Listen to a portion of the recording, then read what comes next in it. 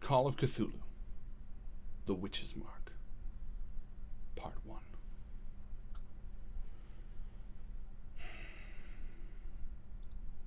The 8:15 to Kingsport barreled into Arkham train station 3 minutes later than expected. Through a cloud of white steam, the train entered the crowded station, as if arriving from a different world. One filled with wispy gray mist, one that smelt of fired coal and oil.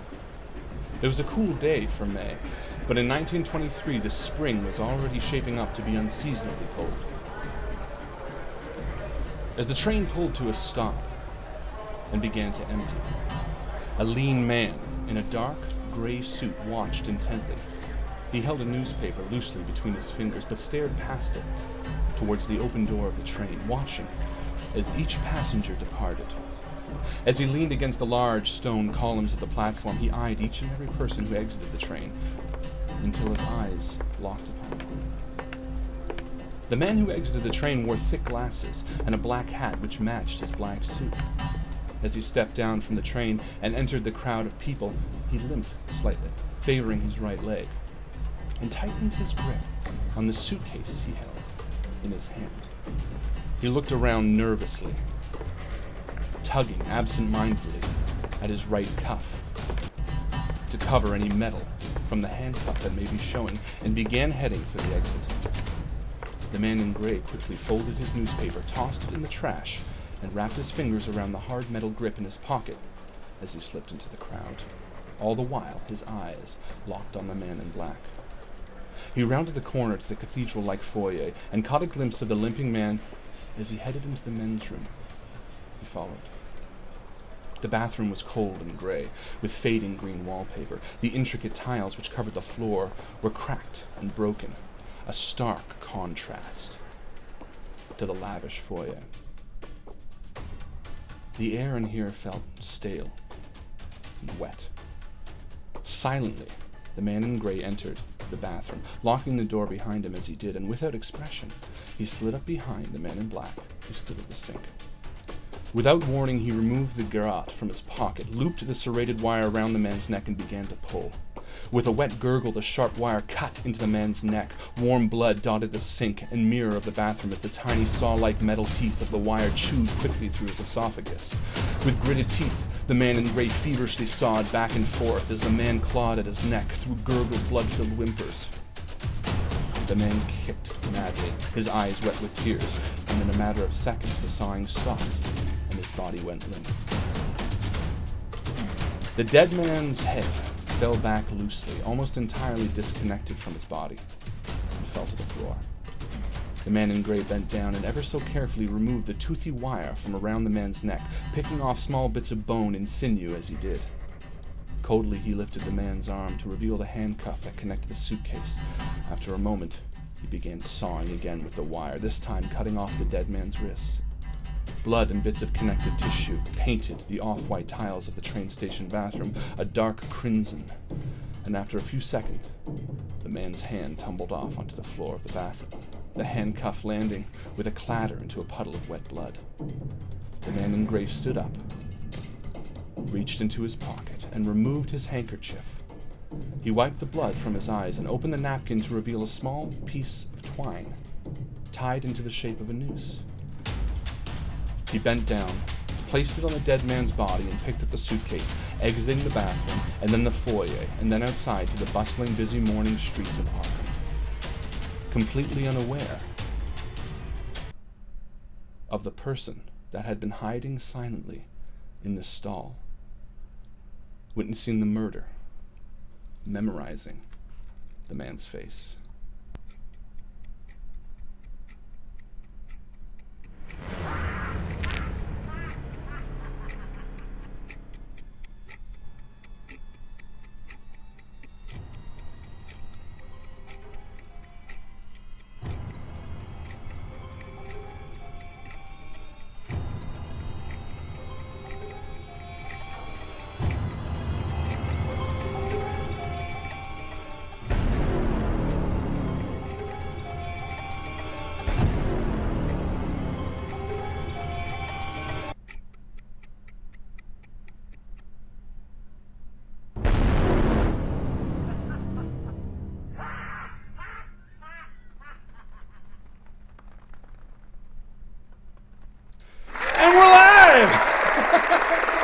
Hello all, and welcome back to the Invictus stream. My name, as always, is Mr. Harlan Guthrie, and I am here with my fantastic friend Chris. I'm so glad to be here.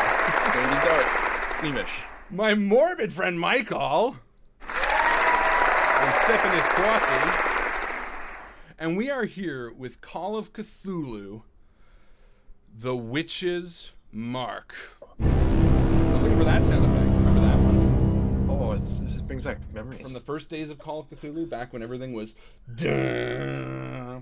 We don't use that much anymore since we left Call of Cthulhu behind. Too much joy. We've had too much joy. Too much happiness. Too much excitement. We need to start, bumming down everybody in the world because, that's how I feel. Thank you for being with us on this Wednesday night, ladies and gentlemen. We are so excited to be back here. This is, of course, Call of Cthulhu, The Witch's Mark, Part 1. It is a 3-part series with these crazy kooks below me here, although you can't see them below me. I like to watch them below me. I'm so happy to have Mycl back. How you doing, Mycl? I am well, thank you very much, Harlan. I haven't seen you in a while, my friend. It's true. I've been handsome. I was going to say busy. Well, you've been busy being handsome, and that's technically true. You could have said handsome. It would have worked. Yeah, it would have worked too. So I'm excited to be here. I'm so excited to be back in the world of Call of Cthulhu. Such an exciting, investigative mystery.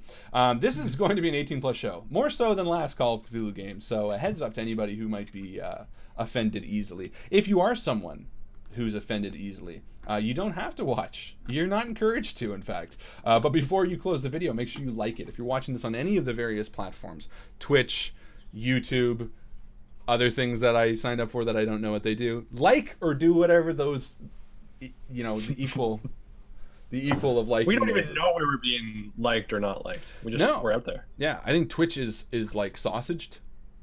Like YouTube has likes, yes. and then on Twitch.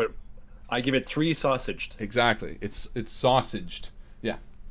So if you're watching us on Twitch, sausage. Are you sure which videos you're watching? I'm pretty sure that's the wrong website. Chris has taken 3 sausages. I'm not sure. Yeah, Twitch. That's wait, what websites are you? Oh, I'm thinking Twink. I'm thinking. Sorry, no, never mind. That's a totally different pornographic site I'm thinking of. No, but if you're watching this on any of our social platforms of any sorts, like it, do whatever that is required. But most importantly, go over to our Facebook group and join. That's where all the cool people hang out. That's where Chris and Mycl and Justin and Alex and David and myself, and then all the fantastic people of the community get together, share stories, and the like. It's a really great place. I'm sincerely blown away constantly by the sincerity, the generosity, and just the overall awesomeness of you guys in the community. So give yourself Not too much. Not too much. That's it. But yeah, if you are on Facebook, please go ahead and join the Facebook group and like the Facebook page. The Facebook page is what we monetize now. The Facebook page is what sort of makes us feel like a legitimate enterprise, I think. Not the Starship Enterprise. No, I knew you were going to say that. At best, Voyager. At best. At best, Voyager. Yeah, we're like bottom of the ranking. No, but like the page and join the group. When you join the group, you have the chance to win the MVP. The MVP is something that we reward to very specific people throughout the week. And to announce this week's winner and to explain a bit about what it is, I'm going to throw it to my very sexy friend, Mr. Chris Viseau. Well, thank you. This week, we would like to award Evan Wilson for his post regarding, he was looking for some advice. He's a fairly new gamer, and I think this kind of, like Harlan was saying, it's a great community. There's a lot of great people out there who are very experienced role players, and he tried to delve into that knowledge, so he asked, so a friend and I want to give role-playing a try, but we aren't sure where to start.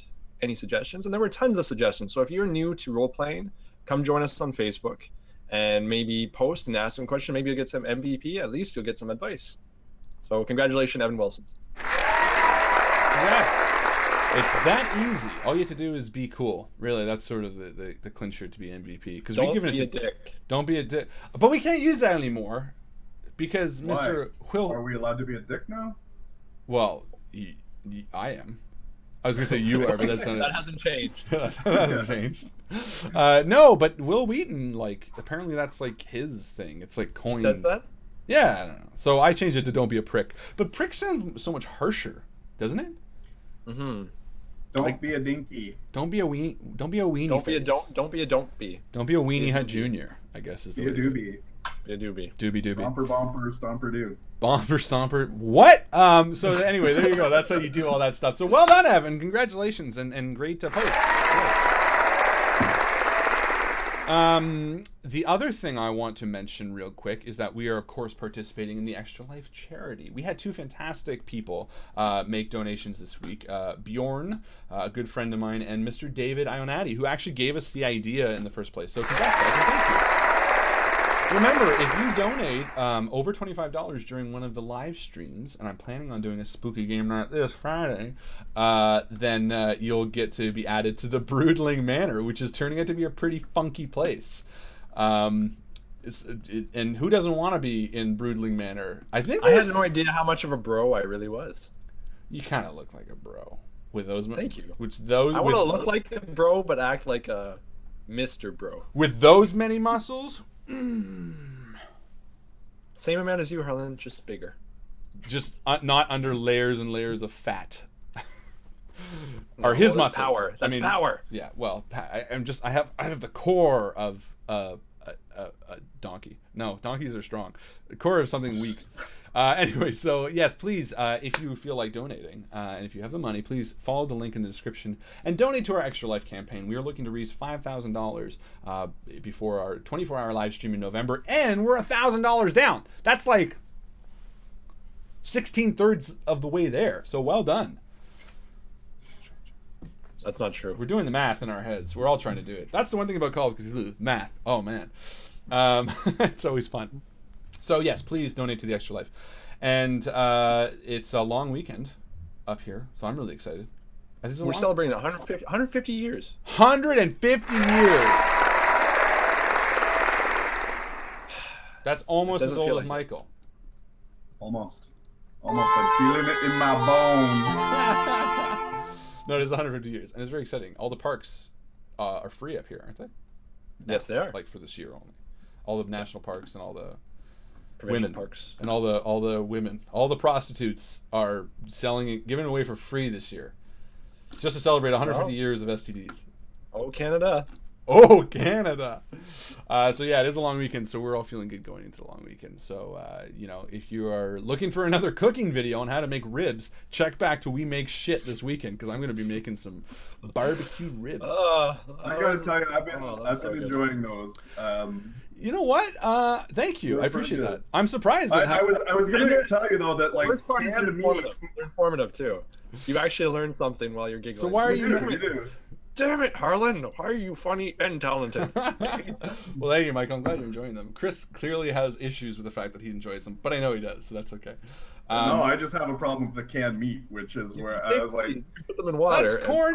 I'm not gonna buy a fresh piece of beef and corn it. I made so many. Take a live animal corned it and pickle it. Corn it on. I don't know what the word terminology is. It's funny how many mistakes in that first video I made. But I do want to mention, I'm surprised at how many people are liking it, and I appreciate the feedback, sincerely. I'm surprised a video doesn't have dislikes. I said it, now there will be. But the funniest thing was the other day I woke up and someone had messaged and said, please, and I read it in the morning at like 6:30 or whatever, and it said, please stop making these. And it was a comment on the video, and I was like, oh. I was like, okay. I was like, just a bit of fun. He said please. But he was nice about it, and I sincerely was pretty bummed out, because they're pretty innocent. And then I read it again when I went to work, and I realized it said, please don't stop making these. And I was like, oh, I felt so bad, so much better. But that entire drive to work was like, all by myself. That's not the right song. It was a depressing song, not that one. That doesn't fit. What's the Sinead O'Connor one? Do that one. War. Nothing compares to you. Nothing compares. That doesn't fit either. It's got to be something like. No, it doesn't. I don't know, something else depressing. You guys figure it out. All right, chat is in Discord tonight, so make sure you follow the description to Discord. If you're chatting on the YouTube or the Facebook, don't go there. Go to Discord. That's where it is. There's also 2 extra places for evidence, as well as advice. If you have advice for the guys tonight, post it in the advice. I can read it out to them, because I don't think they have Discord set up just yet. Or if you have evidence suggestions, put it there. But keep those 2 chats serious, and then you can do whatever the hell you want in the main chat. That's enough from me. I'm excited to get into Call of Cthulhu. How are you guys? I'm looking pretty fucking forward to it. I am very squeamish. You should be. I want to say again, this is an 18+ one, so be prepared, guys. All right. Without further ado, Call of Cthulhu, The Witch's Mark, Part 1. You're standing on the bridge you were on that night. The snow whips past you, stinging your face as your tie blows wildly in the cold night air, just like before. She's standing in front of you, illuminated by the dim blue streetlights, waiting for you to say the right thing. Your mind races as you search for the words she needs to hear, but just like before, you cannot find them. She asks you the question, the same question she did that night, but her voice is once again carried away by a passing gust of wind. You know not what she asked. You just know she waits for your answer. So you take a guess, the same answer you made that night. You say no. For a moment, you think you said the right thing, just like you thought that night. And as the tears stop falling from her face, she smiles and falls. Without turning away from you, she falls off the bridge and into the depths of the icy cold Arkham River below you. She was the one that died that night, and yet suddenly you feel the icy cold water fill your lungs, suffocating you, drowning you from the murky depths of the water, and you see her face. You wake suddenly. You're sitting in the offices of Strong and Kane.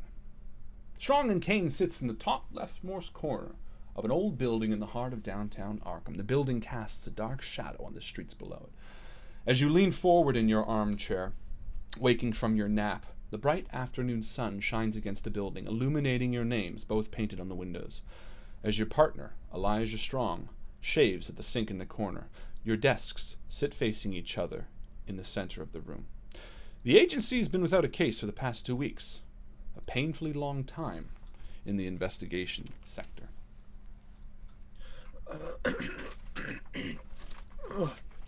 I sit up in my chair and I stand up and I go to the kitchen.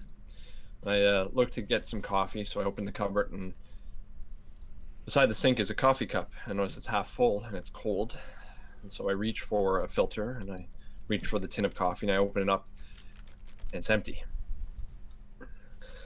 Well, I walk downstairs back out to where Eli is shaving. Eli, am I right in assuming that you were some sort of royalty? Your ma, was she Queen Elizabeth or something?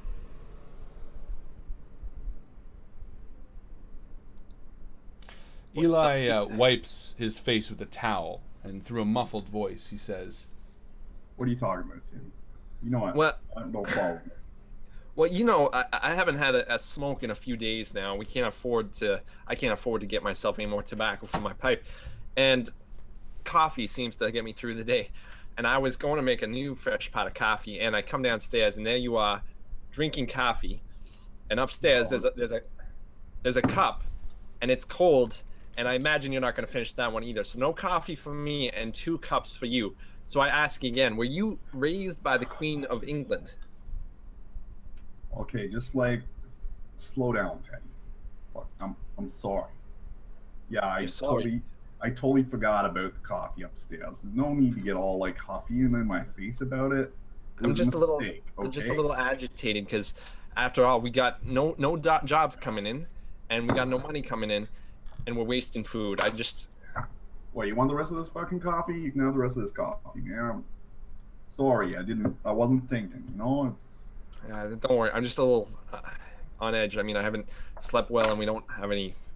Thank you. And I reach for the cup of coffee, a little apologetic because I did react more aggressively than I tend to. I'm just edgy with lack of caffeine and nicotine, and without a job. And you feel it. Between the two of you, how long have you known each other? Well, it's been a couple of years now. We first met. I was a police officer, and this young recruit came in, all full of piss and vinegar. Unfortunately, I didn't quite make it onto the force year after year, but Eli remembered my name, and after he retired, he actually gave me a shout out, and I was at work at the time, and ever since we've been working. You know, the kid's got hot, and you know that's more hot than most of the guys that's still on the force today. And to me, when the shit goes down, you want a guy that wants to be there. You want a guy that wants to get shit done. I drink the coffee, and I automatically start feeling a little bit better. Eli, what are we gonna do? We got no work coming in, and bills are sooner or later they're gonna cut the power, and then we're gonna be out of this building. I mean, rent's due in a few days. Yeah, I was going to talk to you about that because I'm glad you're bringing it up because honestly, I don't know. I was thinking about maybe selling my car. Well, we need a way to get around town. Where's Sammy? I mean, has he got the newspaper? And as you're talking amongst yourselves, feeling the weight of what's going on, the phone on your desk begins to ring wildly. Well, that's a new sound. We'll get it. Could be a job. Strong and Kane, this is Strong. Good morning. I'm looking to speak with the offices of... Well, I guess this is it. Good morning, Mr. Strong. My name is Thomas Wells, and I work for someone who is interested in your services. Do you have a moment to talk?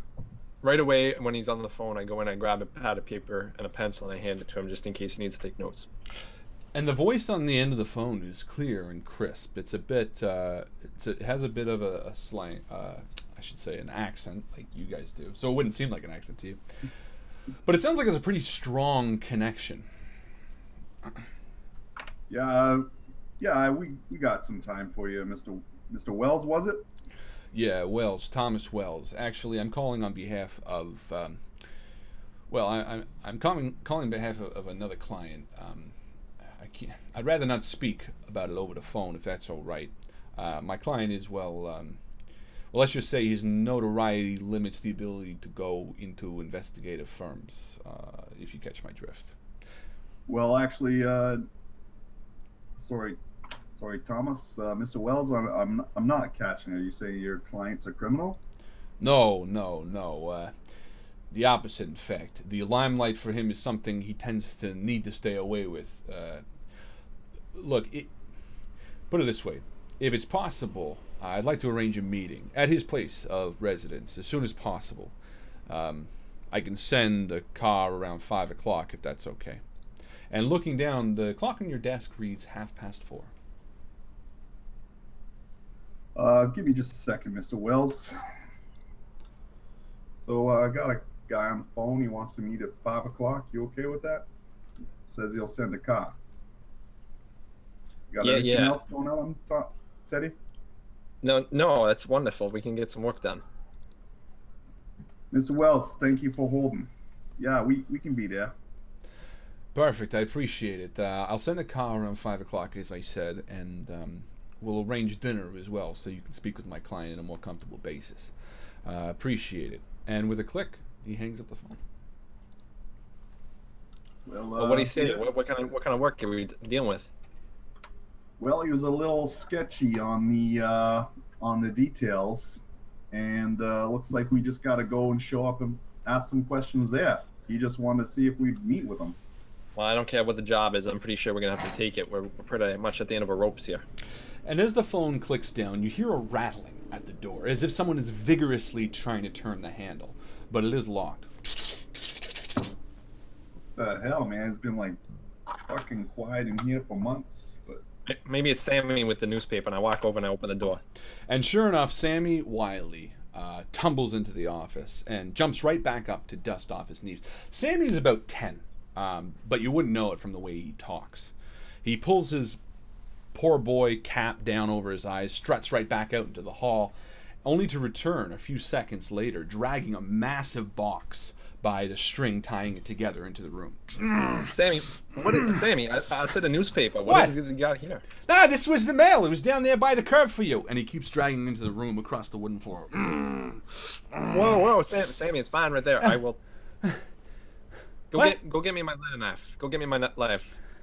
No, listen, Mr. Kane, this was down there. I had to bring it up 4 flights of stairs.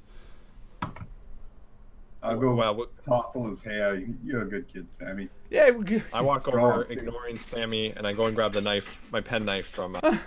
And he goes and he sits on top of your desk and turning around and says, "Yeah, I had to bring that up 4 flights of stairs. Are you kidding me? That's what I get, a head tousle? Give me at least a cent. A cent for bringing that up. That's more than just the mail." Do you have the newspaper, Sammy? What? So, Sammy, you lifted a box into my house without bringing me the newspaper I asked you to grab. No. And you want me to give you some money for that now? No, that's not... Yo, Teddy. Well, the man, he did. And I walk away and grab the knife. Sammy Wiley is a local kid on your street, and you've hired him on occasion to scout out a location or lend an ear to a conversation. He's scrappy, and you know his dad actually died in the war. His mom currently works 3 jobs to support life for him and his younger brother, Art. Oftentimes, you've given him the key to your office to deliver mail, drop off cards, and let customers in, so he's sort of like your unofficial secretary since you can't afford one. Yeah, well, I was just like looking through my pockets, and they're basically empty. And I do have a couple of cents in my pocket, but I really wanted the newspaper. So I say, Sammy, here, but you better come back with the newspaper. Thank you very much for your hard work. And he takes the cents and he goes back to you and says, "Yeah, okay, but I want to see what's in this. This thing is fucking heavy." Whoa, watch your language, Sammy. Why? And the box that you're looking at is heavy. And it is fairly large. It's covered in stamps from all over the world. Kind of like a wooden crate we're talking about? No, it looks like a paper, like it's wrapped in some sort of paper or like a cardboard box. But there's sort of a strange writing all over it that you don't quite understand. And it sort of lets off a bit of an aroma. So I will take a look at the box, and I want to make sure, I want to see if there's any return address. I want to see who it's from, if we can. Sure. Sammy, we weren't expecting any packages. They were just left on the doorstep? Yeah, we sitting at the front desk with the guy. I said I would bring it up because I was doing the newspaper. I didn't realize I had to carry both things upstairs. Which guy? The front desk guy. The guy at the front desk. And you guys know that your building has a security guard. Yeah, Bert. Yeah, Bert. Yeah, no. Well, okay. You done good, Sammy. You done good, but does it have a return address or anything? So everything written on it is in a different language. So you can give me a knowledge roll if you want. It'll be. I do want to. It'll be an extreme difficulty. Well, it can't hurt to try. It can never hurt to try. Oh my God, it hurts. All right, 65. And what's your? So, my intelligence? Yeah. It's 75. So or it's your a success. Knowledge. My knowledge? Well, I guess intelligence would be. Well, actually, I think there's there is a language, so it'd be a language skill. Okay, my language skill is probably not quite so good. Listen, law. English is the only language I know, and I only have a 60 in it. Okay, so you take a look at it, but you can't quite figure out exactly what language it is, let alone where the return to sender address might even be. Eli, do you have any family overseas, or? No. And I start popping open things that I'm smelling as I go. And what kind of aroma do I get from enigma? Enigma, that's a pretty big word, Eli. What's that mean? None of your business, Sammy. About that, Sammy. Listen. You're a good kid. You've been through a lot. You gotta know, language don't make the man. You don't need words like that. What, enigma? No. Then I give him a little cuff to the side of that. What the fuck? And he hops down. That's what I'm talking about. And I give him another one. And he walks over to the. I don't want to hear that language. And he ducks the second one. He's like, ah! And he walks over to the window and kind of sits and opens it up and says, "Jesus Christ! All right." So you look at the package in front of you, and it smells What does it sweet, smell like? but you can't. It's sort of sweet, and you can't quite distinct. You can try another roll to see if I want to look at the box, and I want to make sure it's not like leaking or anything. Yeah. Because he did drag it. So it's about shake it a little bit. It's bigger than a bread box. It's about this big, and you give it a shake, and it doesn't feel like there's any French bread box. Yeah. It is very heavy though. It is very heavy, so it's even tough to lift up. Wow, Sammy.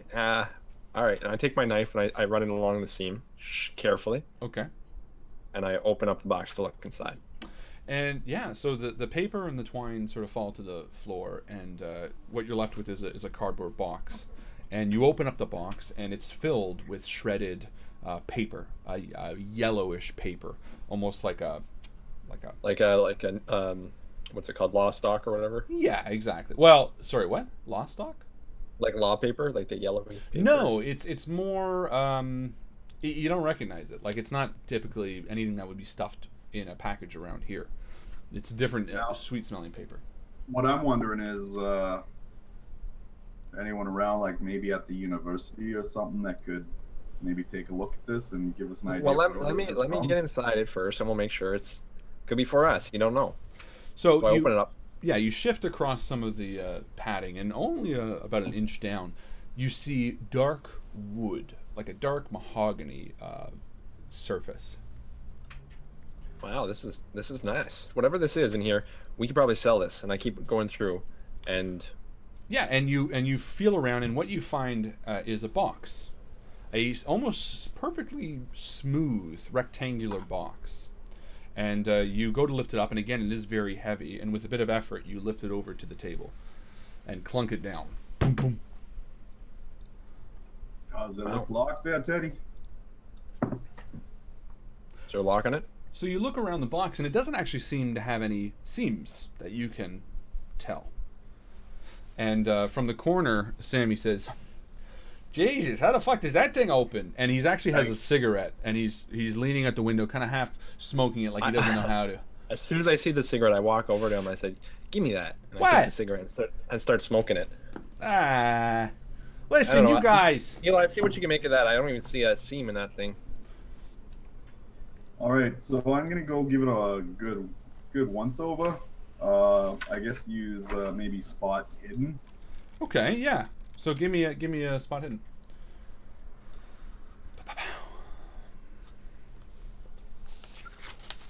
That's exciting. A 9. Ooh. So that would be like a extreme success. That is an extreme success. Yeah. So yeah, you take a look at it, and you do notice that there are very, very, very discrete lines running up the sides of the box, but they're not around the top like a lid would be. Rather, they're running from the corners and the sides up towards the center, which you've never seen. Almost like they flip open. You're not quite sure. Almost in like a star pattern, like breaking out from the center. You've never seen a box that would function like this, because for all purposes they wouldn't open. But you see it, and as you're staring at it, Sammy cuts through the silence of you looking, as the cigarette is snapped again from him, and he says, Jesus Christ. Hey, who's got the snazzy ride? And he points out front as you look up to the clock and realize it is 5 o'clock. Oh, that must be a ride. Let's go get our coats, and we can get down to the car before it's too late. All right, now listen, Sammy. I don't want you touching this until we get back. Okay, we're gonna take a look at it. We'll look at it all together. Yeah. I throw the coat to. Yeah, you got my word. You know, I'm not. Listen, guys, I'm not gonna do it. You let me in plenty of times. I don't do anything. As he says that, Sammy, he walks over to your desk, lock the door up after you leave, and pulls another cigarette at the top. What's that? Lock the door? Yeah, lock the door. And he pulls another cigarette from your desk, and he goes to light. We're paying this kid way too much if he can afford cigarettes, but Teddy can't. No, he's taking the cigarettes from your desk. He's stealing my cigarettes. Yeah. Okay, guys. Yeah, no problem. And we walk down the stairs to go outside. Okay, so yeah, you head out, and as you head down to the lobby, you pass the front desk man, Bert, and he turns to you and he kind of says, "Did Sammy bring that package up to you?" Yeah. Did you see who left it for us? Nah, it was here when I started my shift this morning. No notes, nothing, eh? Nothing. It's not even addressed to you, just your apartment number, I think. I'll tell you what, if anyone comes by, can you make sure you take a message for us? Yeah, okay. And he nods and he goes back to reading his paper. So you step up. Sorry, go ahead. As a sort of side side thing. Please. Is the writing or the inscription similar to a little piece of paper that I found in my little room, tucked in the? No, it is not. And that writing actually has still sort of. Have you shared that with Kane? No. Okay. No, so yeah, no, that writing has kinda eluded keeping you. myself. You're not too sure why. But no, it does not look similar to that. All right. Hey, thanks, Bert. Everything okay? Wife okay? Yes, she's all right. All right. So Good to hear. you step outside, and the cool spring breeze washes over you. And sitting right out front is a black Cadillac Type 55. A very nice car, especially in this day and age. The driver, who's a tall black man with a wide grin, stands next to the open door. Mr. Casey is the name. Pleased to meet you. And he stretches out his hand, which is gloved white. And I reach over to shake his hand. Pleasure. Teddy Kane, nice to meet you. A pleasure. Elijah Strong. And he kind of stands next to the door and says, please, please. It's all right. I can get the door. Oh, okay. And you can see he's a bit kind of taken aback by that. And he kind of nods away and heads over to the driver's side and gets in. And quickly starts up the car. And you see as he gets in, he sort of turns around excitedly. And then he kind of turns back and starts the car and begins to drive. Is there anyone else in the car? Or No, just Casey? just the three of you. Sorry, what was his name? It was Mr. Casey? Max Casey, he said. Max Casey. Casey, do you go by Casey. Max or do you go by Casey? What do you prefer? Whatever suits you best, sir. Well, I'm going to call you Casey. Casey, do you know where we're going tonight? And he kind of says no, and to the house, of course. And he kind of looks back to the road, and you can tell something might be off about him. And you can roll psychology if you'd like, or Yeah, I'll do that. I'll go. Listen, listen, Max. Between you and me, when we're in the car, we're equals. You don't need to. You don't need to look up to me. You don't need to help me. We're equals when we're in the car. Well, thank you, sir. Thank you. Appreciate that. No, it's Eli, he's got a call job. me Eli. He's not our I equal. get that He's doing much better than we're doing. He's got a job. I get it. He's up compared to you guys. So you want to roll psychology on him, Eli? Yeah. Sorry. No problem. Roll away. 56. And what's your psychology? I don't know. I haven't got that far yet. Your psychology looks like 50. So it was a little bit of a fail there. Too high. But can I push that? Or? Yes, you can push it. For people who have not played Call of Cthulhu, you can push a roll. It increases the stakes should you fail, but it also increases your chance to succeed. So you can push away. So pretend that I'm new at this game. Yeah. How would I go about pushing a roll? To explain the mechanics to those who haven't played before. Not for Mike, for someone else. So Roll when it a skill roll is failed, and typically it's not, you can't do luck roll or sanity or combat or anything like that. You can push, or you can also spend luck too. Actually, luck points can be spent after. Actually, you know what? You're only 6 away. You can always spend 6 luck points just to bump it up. Rather. Oh, let's do that. That might be the better option, because pushing means it's worse, and you don't want to piss off the driver No, in case he crashes into a tree. We'll so do that then. Perfect. So we'll lower your luck 6 points. You're now at 49, and you succeed. So you say this to him, looking for sort of a little bit of common ground, telling him that he's equals, and you kind of see his eyebrows raise a little bit. It's not often that a person of his disposition would be told this. However, you can tell while he is eager to talk, it seems like he's nervous to say anything, and you would guess maybe because he's been specifically instructed not to talk to you. That's sort of the role. That's sort of the idea you get with the psychology role. This idea that it's not that he feels against you, but that he's been instructed not to. And of course, he is a working man. So we're making him feel uncomfortable. A little bit. All right, and I guess on the way we're just trying to see pay attention to where we're going. Sure. So you drive out of downtown Arkham. It's a fairly long ride, and eventually you sort of get to more of the farm country, and eventually you arrive to your destination. So on the outskirts of town lays the home in question. You see the sprawling estate up on a hill as you pass through the large wrought iron gate separating the property from the road it sits off of. The long driveway is laden with small white pebbles that crinkle and pop as you head towards the front. Behind the house, the sun sets in the distance, marking the beginning of night.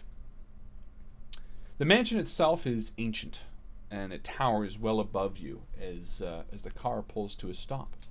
The large, ornate peaks and windows seem to peer down at you. Whatever the job may be, I think you can afford it. Well, it seems someone's made the American dream here. Why don't someone give me a spot hidden roll? Yeah. This will be a hard success.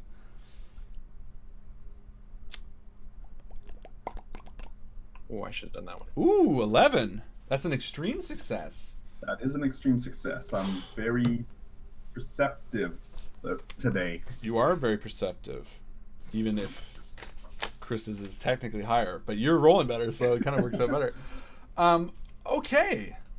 So as you get out of the car, I'm assuming you help yourself out rather than wait for the driver. Yeah, absolutely. Seems very much your character.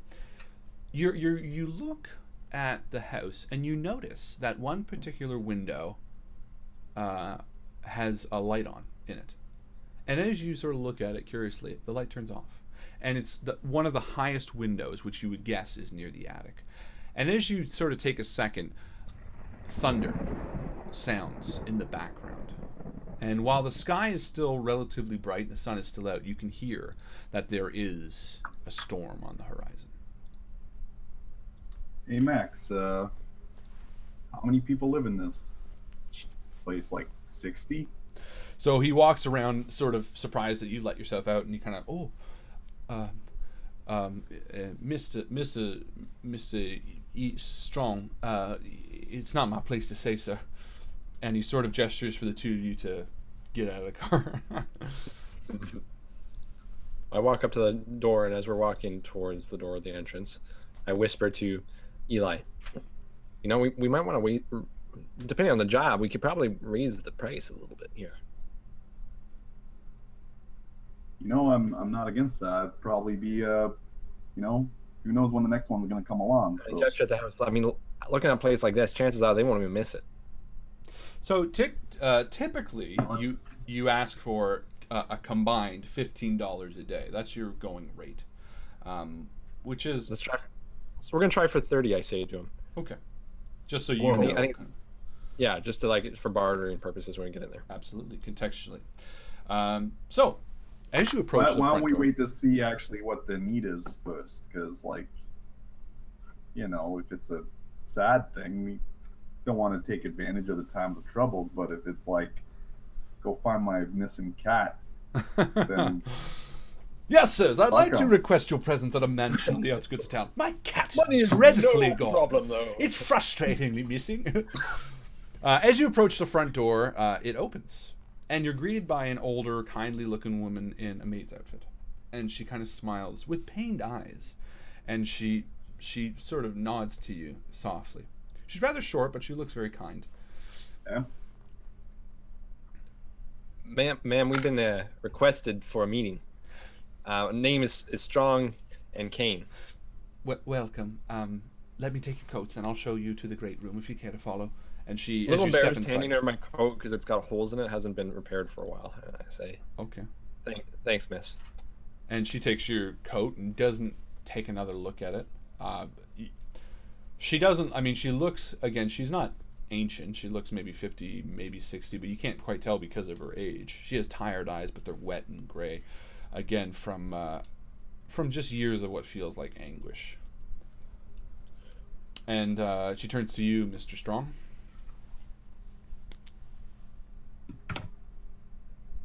Oh, because I haven't given a coat yet? Yeah.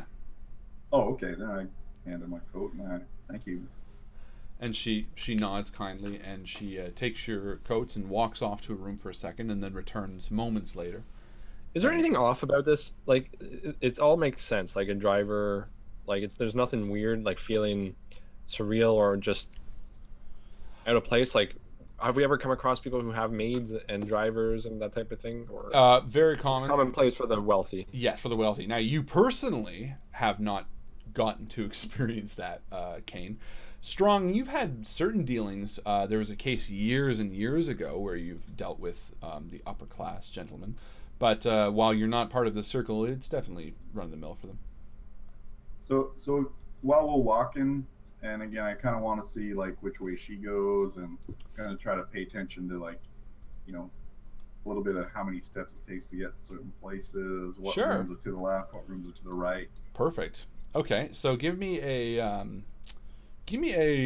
whatever kind of roll you think would work. Maybe even like a criminology roll or like a law roll, like your training's coming back in and you're sort of just timing out stuff. However you want to justify it, I don't care.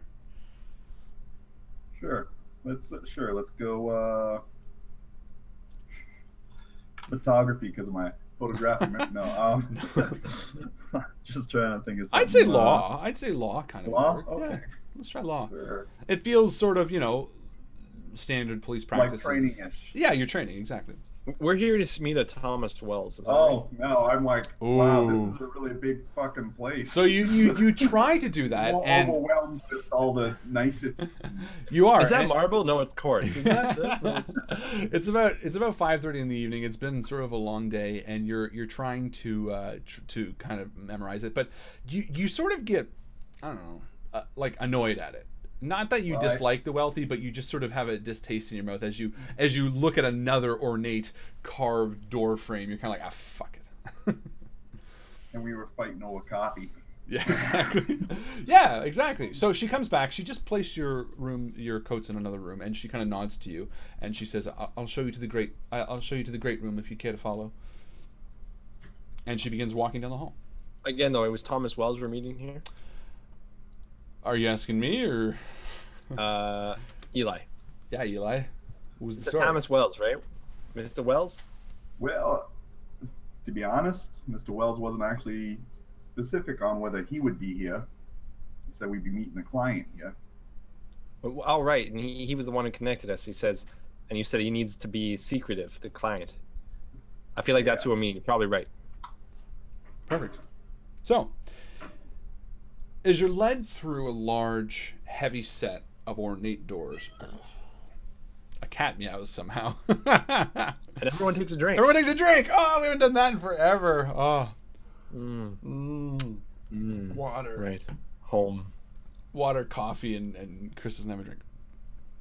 I do. It's a mystery tin. Ooh, mystery tin. So as you're led through the large, ornate double doors, the woman sort of nods and shuts the door behind you. The smell of warm fire fills your nostrils. Before you lays a large room. 2 couches sit in the center facing each other, a table between the two. To the left of the doors you've entered through is a long bar, and a man in a black suit stands behind it, making himself a drink, slowly. He nods towards you, and then turns towards the fireplace, where you see a man. One hand on the mantle, and one hand on a drink. His body is sort of positioned towards you, but his eyes are directed up, above the fireplace, to a picture. He speaks without turning to you. "Now, wicked crown, in accordance with the sins you dared commit, you must suffer each day the same day you've suffered the day before. Pay for these sins as you deserve, sunk in the Stygian stromps, a fresh prey of 3 furies to tear apart." The large picture he's looking at depicts half-goat men in fiery whirl, dragging men and women around. Without breaking his gaze, he begins walking towards the two of you, and at the last instant, he stretches out his hand. "Welcome." I'm comfortable shaking the driver's hand. He had a glove on. I'm pretty comfortable with Strong and Sammy. However, I'm not too comfortable with the stranger. Okay. I'm not too good with shaking hands. Name's and I'm looking down, really nervous. Name's Kane, Teddy Kane. Right. And he turns and to you, Eli. Yeah, I do reach out my hand. Eli Strong. And he nods, kind of curtly. Kane, Pleasure. give me a knowledge roll. Okay.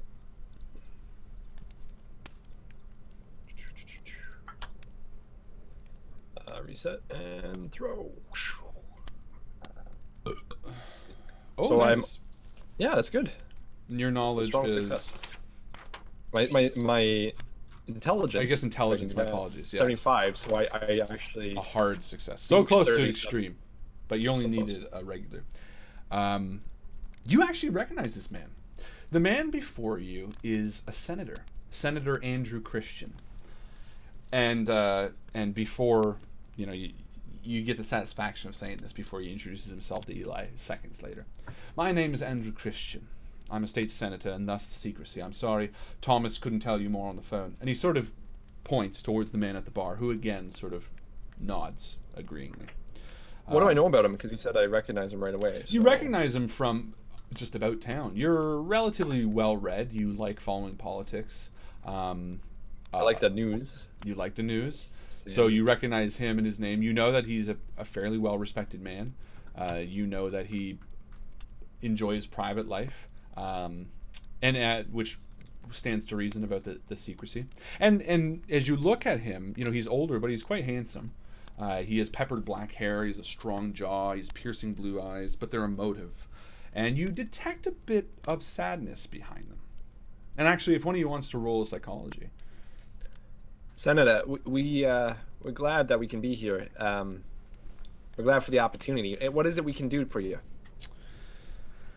And he sort of takes a moment. He swallows hard. Does someone want to Roll for knowledge or psychology? Yeah, I just didn't know. Do you want to do that there, Teddy? I'll give it a try. You both have psychology. I'm successful. I Hard believe. success, actually. Because I Yes, think I yours am. is 60. Okay. That's- So, yeah, he's wearing it well, but you can tell he's extremely upset. There's sort of a redness to his eyes. And Has he been drinking? Because I get the impression that... he is definitely drinking, but that's not what you can tell. That's not what he feels. You can... I'm under the impression that there's a certain sadness in the house. I can tell by the lovely lady who brought us here, and it seems you're a little upset. Senator, is there something we can do for you? Obviously there is. He brought us here for a reason. We need help. And he seems a bit impressed. And he kind of turns towards Thomas. It seems Thomas has done a good job by finding you two. Very astute observation, Kane. And he walks to the couches in front of you, and he says, "Please sit. Would you like a drink?" Yeah, I would love a drink. A whiskey if you got it. And Mr. Strong. I'll do the same. That's all right. Well, it's 2 whiskeys, please. And he again nods, and a few moments later brings over your drink, and he sits down. My associate, Mr. Thomas Wells, phoned you this morning. I'm not sure where to begin. The two of you... start at the beginning, Well, sir. If it's put it this it's way. all the same to you. The reason we found you is Mr. Wells has been doing a fair bit of research this morning into offices, thus the late call. It seems that you men might be particularly suited to something that we are dealing with today. And again, you can hear him, almost the waver in his voice, a quiver in his voice for a moment. I'm trying not to put 2 and 2 together, but having woken up from my dream, it's still fresh in my mind, and I'm hoping that his reason is not because we've dealt with tragedies before, and the sadness, and the recent case. And as you're thinking about all this, sorry, go ahead. I was gonna no, go ahead. It's fine. And as you're thinking about all this, he cuts to the point. Last night, my daughter was taken from this very house. And again, you kind of see him choke back a bit of tears. As far as Thomas and I can tell, someone seems to have broken into a room, how or why someone would have taken her is beyond me. And he stands up and he actually returns to the fireplace again. What you imagine is trying to hide tears from you. Who was all home at the time there, Senator? Only the housekeeper, Miss Horn. You met her out front. Miss Horn? Yes. Karen. She's the only one that was home. Yes, well, I keep a fairly small staff here. Mr. Wells, myself, Miss Horn, and Casey lives on the premises. And you guys were all home as well? No. Wells and I were at a function, and Casey was, well, he I guess technically he was on the premises, but he lives in a building off-site. All right. Any chance is it okay if we talk to Mr. Casey? Of course. More just to see if he saw anything else going on that night? Yes, no, absolutely. Anything that I Senator, can do. I know it seems like we're moving very quickly with this, but obviously time is of the essence. I agree. And for that very same reason, we need to get something out of the way. I lean into Eli, and I say, Eli, I'm not too keen on taking another job like this. And I whisper it to him in his ear. I understand, Teddy. Yeah, I don't know if we have much of a choice here. We haven't committed to anything yet, man. Let's just let's hear him out a little more. But and I speak up, Senator. I'm gonna, like you, be a little more direct. Good. And ultimately, I don't mean any offense, sir. But as we walked in, you were talking about paying for sins. You feel this is something you're paying for? Is there something I'm not judging, but if it's going to help find your daughter, I think we should know, sir. I understand the reason for the questioning. I encourage it, but no. I've lived a life, a very blessed life, I like to think of it. I've been very wealthy, as you can see. I have a position in this country's government in which I thank myself every day. I don't feel like this is sins to atone for, but my lack of luck, as it were. So I'm gonna can I do a psychology on that and Please see if do. I believe him? I encourage you to. When, with my glass of whiskey, I stand up and I lean by the fireplace and I'm examining the photo he was staring at. Yeah. So, okay, 57. What was it, psychology? Again, it was psychology, so I'm gonna basically run out of luck tonight, I think. Okay, so it's 7 points. 1, 2, 3, 4, 5, 6, 7. You're at 41. So you give him a look over, and he seems legit. He seems sincere. And Kane, you regard the large painting or large picture over the Interesting piece of art you got here. And I'm just looking over, and I actually don't see any. I failed my spot hidden roll. Oh, okay. But I just see if any explanation. It's a very peculiar thing to hang in your living room. No offense, sir. No, none taken. I'm fascinated with the artwork of this, the lithographic depictions, the line. I find it quite beautiful. You'll find art like this all over my house. Specifically this one I find intriguing. As a young child, I dabbled in art myself. And you can see he's getting distracted, and as the weight of the situation comes back to him, he kind of shakes it off. Nonetheless. Well, again, not to take you back there, but that was an interesting thing you were quoting there about the sins of the past. Is there a book I can read that in or something? No, it's written at the bottom. It was quite catchy, you can see actually written at the bottom. It's in Latin, but it looks like there is a bit of text written at the bottom. I take note of it. Well, I guess we need to see the bedroom. Yes, no, of course. Let's go take a look. Now you said that as we're walking to the bedroom, be like you say that, was it just the bedroom, or was there another point of entrance that you were thinking that the he hasn't left just yet. He hasn't left just yet, and he kind of says, "Yes, no, we can look in a moment." As far as Wells and I can tell, and believe me, I haven't wanted to set foot in her room so Wells has done it, and he has a bit of extensive training in something. And he kind of walks over and says, "As far as I could tell, it looked like the assailant maybe pulled up in the driveway, maybe climbed the wall and somehow came into the window. What made you think that they pulled up into the driveway? I just assumed. And So you're I look telling at me- Wells as he's talking. Is he making eye contact? Yeah, he is. Seems like a straight shooter for the most part. So yeah, before we make any, so we good to go, and it's just so you're saying that you think the perpetrators came in through the window? Yeah, well, like I said, I mean that's the best I can do. But that's why we want you guys to do this. I don't want to make assumptions. I want people who have dealt with this type of thing before, as does Mr. Christian. And Mr. Christian nods. Yes, in fact, with respect, if I want to settle the matter of you taking the case first and foremost before I show you, before Mr. Wells shows you. I know Mr. Wells invited you for dinner, but unfortunately I need to excuse myself. I have an engagement tonight that I was made aware of in the last minute, but he'll Yeah, show you listen, around. Senator, I understand, but who'd want to do something like this to you? Sincerely, I do not know. You guys, Senator- your daughter have anyone that's got a grudge against her? No. She barely leaves the grounds. She's very happy here. Or to cut you off there, Teddy? Well, let's just get the funds out of the way. Listen, We're gonna do this job. I It's not don't something want to negotiate. Listen, I'll pay you each $50 a day until she is found.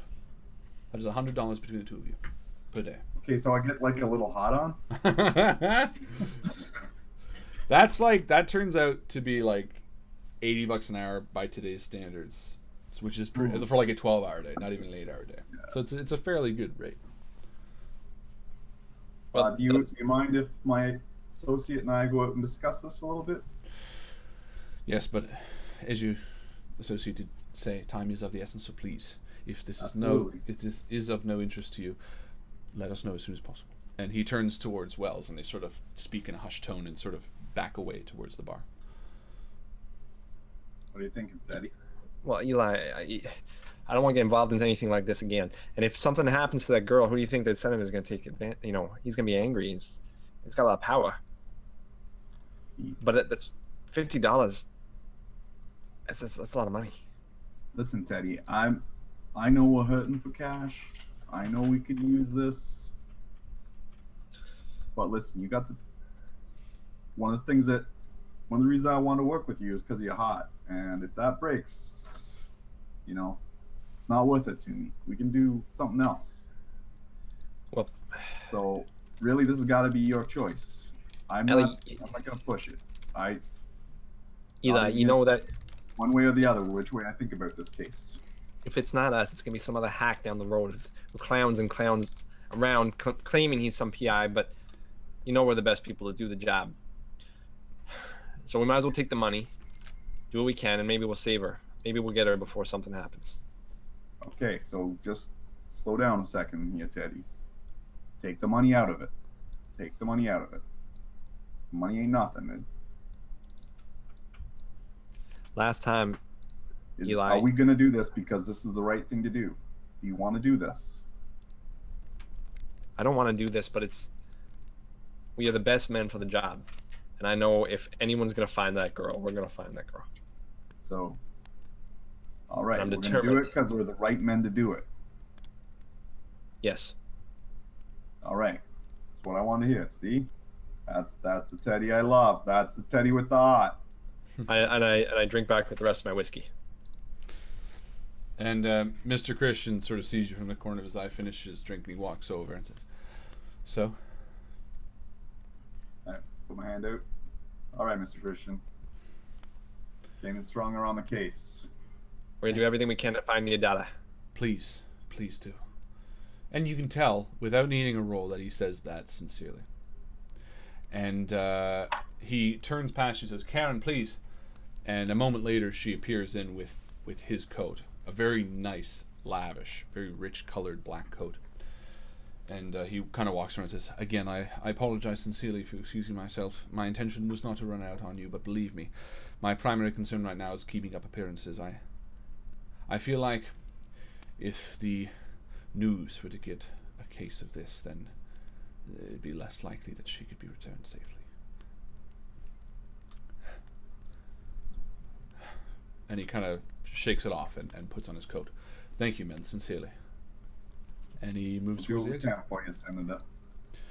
And he nods and he leaves.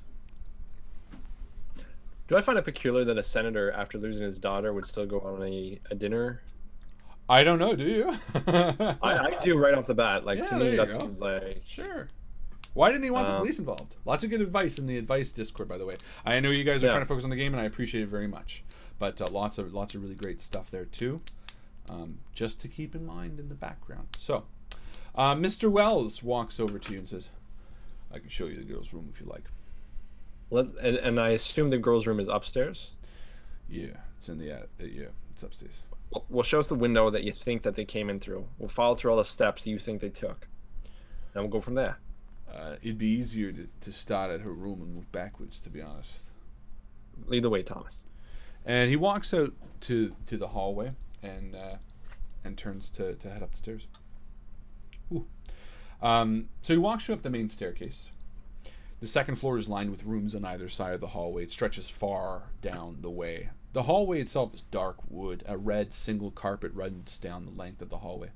As you walk down the hall, soft music plays from somewhere in the distance. At any moment, you expect him to turn sharply into one of the side rooms, but he doesn't. He continues on to the end of the hall, only to be presented with another staircase. And as you turn the corner, again, a soft rumble of thunder sounds out in the background over the hills behind the house. And I get the impression that Thomas is kind of in charge of things here. You do get that impression. He's definitely... the butler He's... feel, right? What's that? A butler feel?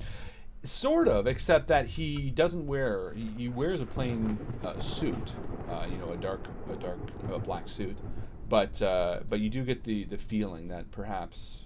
Yeah, I keep an eye as he's walking. Do I see a weapon on him? You can do a spot hidden. And the other thing, I want to talk to him while I'm doing the spot hidden. I say, Thomas, I understand we're going to be perusing through some personal things here. We need complete access to everything, including the senator's stuff. We don't know what could be valuable in the case. Listen, this building is quite old and quite large. There's a lot of rooms here that don't get used. I permitted to show you the girls' room and the grounds, but other than that, there's no reason for you to be looking through the rest of the house. No disrespect. So, to get this straight, the senator said specifically where we're not permitted to go. And you can't tell whether he's holding, so to speak. He says, Holding no, he didn't say that. Look, the senator in that wants... case, do you think the senator wants his daughter found? Because I can tell you, sometimes things are overlooked thinking it's not important, but it could be crucial to the case. The senator wants his daughter found, but he also doesn't want his private life exposed. That's the point of hiring you guys and not going to the police directly. Well, and he kind of nods, hoping that you get the point, and he continues up. I get the point, and I'm a little miffed because we're kind of at a conflict of interest. Privacy. Let me ask you this, better. Wells. Should we deem it important? Will we have access? And he stops halfway up the stairs, turns around. Absolutely. Does that help you there, Teddy? Yeah, thank you very much, Wells. Okay, as we're walking as well, I'm kind of getting my camera ready. Sure. So that is probably good. You're going to want a reference later. Yeah. So at the end of the hall, there's a white door, an off-white door, and he opens it up for you. There are maybe 8 steps leading upwards, then a short break where another door would lead to, and then past that, 6 or so short steps leading up to an off-white door, which sits diagonal to a window. And Well points to the door on the left and heading up. That's just for access storage, just so you know. So, I guess, is it metagaming maybe a little bit? What's going on with Mrs. Christian?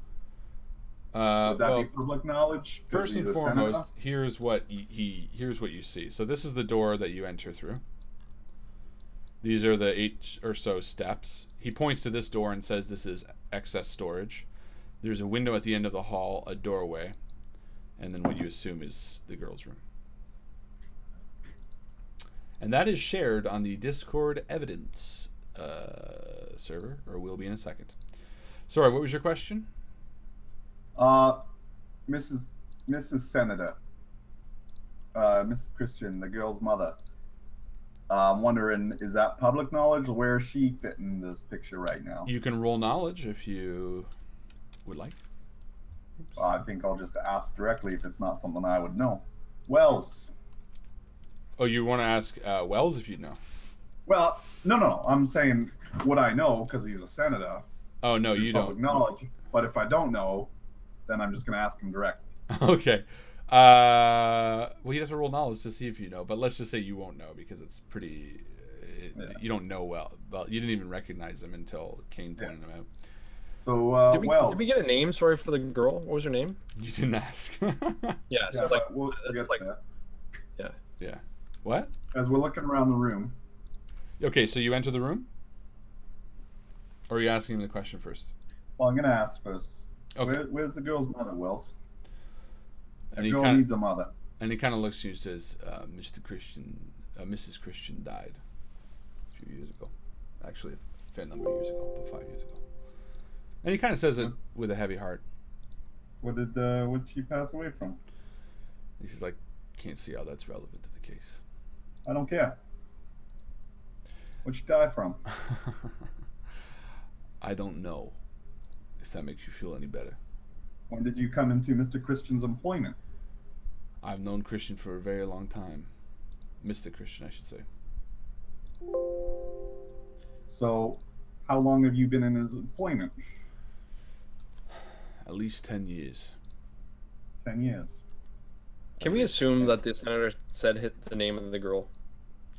Can you I mean, assume? in a real game, I mean, would he not have just told us their name? I don't know. It seemed like a real play out, and it didn't seem like it came I out know, it just seems so naturally. weird to now ask.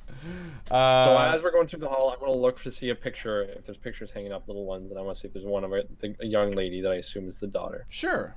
Yeah. Okay, and then I say, Mr. Wells, is this a pretty recent photo of the young lady? And he kind of looks at it, and he kind of says, yeah, well, it's a few years old, but yeah. She looks like this last time you saw her. No, she's a few years older now, but that looks like a pretty close. And this is the picture in question. And what is the young lady's name, Mr. Wells? Mary. And I'll take a picture of the picture. You Unless can they have got that. one If that it'll help, you you can can have it. one. Look, you'll need something to be able to show to people. Take it. And he stops you, and he turns around again as you're walking. And says, "Listen, I don't plan in any way, shape, or form to be standing in your way. I sincerely want you to help find Mary, but that also means answer relevant questions, like what she looks like and where she is." Mr. Wells, do you think that they've her and father been fighting at all? Any problems in the household? He says, "I can't speak on that. That's something that you have to take up with Mr. Christian directly." This could be very relevant to the case. If she could be hiding on the ground somewhere. I promise. Has she run away you. before? And I say, and he stops you and he says, "I promise you, she didn't run away." And he continues up the stairs, and you reach her door, the door to Mary's room. And as you open it, you see sort of a sad sight. It's not her dead necessarily, but as you open the door, you move into a room, and you're overwhelmed by the scene. It's small, it's quiet, it's peaceful. The innocence of youth secretes from every corner of the room. The flower print bedspread, the pink carpet, it makes you feel the weight of the case all the more. To your immediate left is a painting, just of a few people on a beach. Below your feet is a large area rug. Next to that, a writing desk and some papers.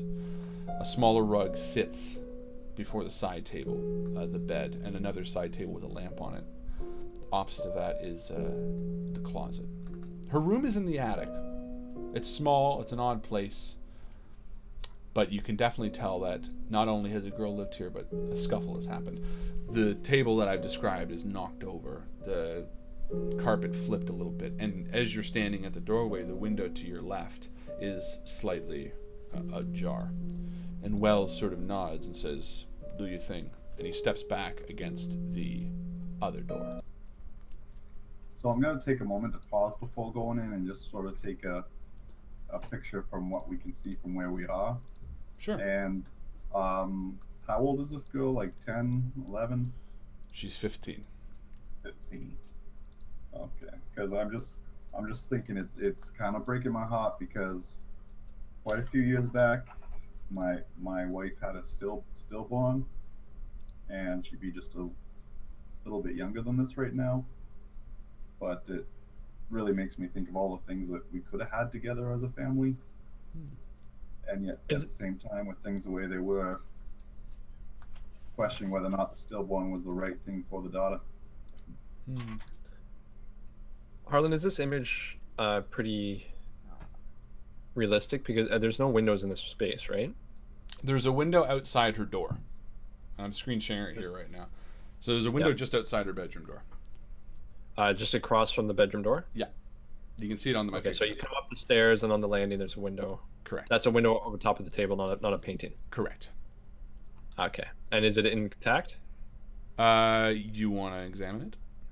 Yeah, I should be able to see it as I'm walking up the stairs. Yeah, it looks... The window's not broken, no. And looking out, does it look like there's a...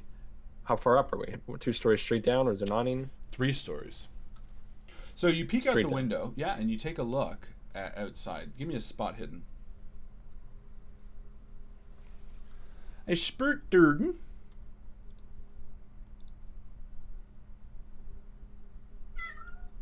That was pretty good. 51. Yeah. That's a regular success? Yeah, just regular success. Okay. Yeah, so you look outside the window, you sort of lean out, and you do notice that there is rather thick vines running along the house. Some of them are sort of torn off a little bit. Some of them sit a bit loose. Other than that, it's sort of a curvy drop. It's a difficult climb, but it seems like it's doable. Yeah, but you're telling me... I'm looking at this, and you're telling me that someone made off up and down vines carrying a 15-year-old. I'm not telling you anything. I'm saying there's vines here. I'm pointing out, and I said someone could easily climb up. Not easily, but they could climb up. We got to keep our options open. Yeah, climbing up is one thing when you're by yourself, but you're climbing down? I'm not so sure that she wasn't by herself yet. So what I want to look for actually on the windowsill is maybe, in a sense, like where it's worn away, like rope burns or something from lowering her down. Or even a hair, like if she's been carried, there's likelihood there's hairs or anything on that table. Was anything knocked over? And I asked Wells, I said, this table's, it's got the things are all right up. Did you fix that, or was it like this when you got it here? Look, I don't know. Mr. Christian was here before he even called. And the maid, was she here as well? And you can see he's sort of hesitant because I think he realizes maybe he fucked up. So give him a little bit of a push. Give me a charisma roll of some sort. Or persuade, rather. It makes more sense. Since that's the same thing.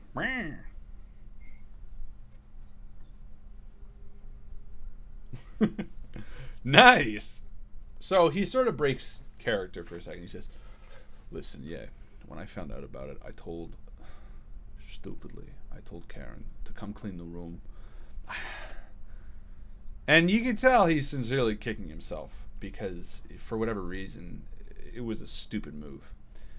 And it sort of corroborates a bit of what you can see a chip out of the candle or the flower vase that is on the tabletop. Yeah, Karen, did she clean the whole room or just the space before the room? Because that is she was in the room and she was in the hallway. She did both. And we need to see Karen. Can you please get Karen for us? Yeah, all right. And he. You know what? Just before we go that, actually, Wells, walk me through this again. So everyone was out of the house. Karen was here. Except for Karen. Karen. What time of day did we discover that Mary was missing? It wasn't until this morning. So this morning. This morning I came in. What time of the morning was it? It was around maybe 8 o'clock. I came up here to make sure Mary was going to have breakfast with her dad. She wasn't. And here. that's a usual part of the day that you come up to check out Mary? Well, no. Normally she's down for breakfast with Mr. Christian, but I passed Karen in the hallway. She said what was wrong. I said nothing. She was on her way to tidy the room. I didn't stop her. She, for some fucking reason, decided to tidy it up. I don't know. Maybe she thought there was some sort of fight or something. Okay, now what did you see that we're not seeing that was present in the room to make you believe that she was taken as opposed to left on her own accord? And he kind of walks into the room and he points at the table. And the fact that it's knocked over, he says, "We put this back down, but this table was knocked over, as was this, and the bed was flipped." And he looks at you and he says, "Sincerely, she would not run away. That's not like her." And the bed was flipped. Yeah, the bed was flipped. What kind of bed is it? it? It was taken from a bed. Yeah, well, it was in the middle of the night, so far as I can assume. Is he gesturing to the mattress, or do we get the impression the whole bed was flipped? He's gesturing to the mattress. Well, I mean, we'd have to flip the whole bed, so you safely Well, that's what I'm assume thinking. the mattress. Yeah. Okay. No, safely assume the mattress. It's like we're dealing with like a giant beast of hell, which we could be in. It's not impossible. All right, so now that we're in the room again, Eli, I think we need to talk to Karen. She was the one who's in here most presently, right after the victim was taken, and she probably saw more details than we're gonna get right now. And Wells overhearing says, "Yeah, no, I'll go get her." And he walks out of the room.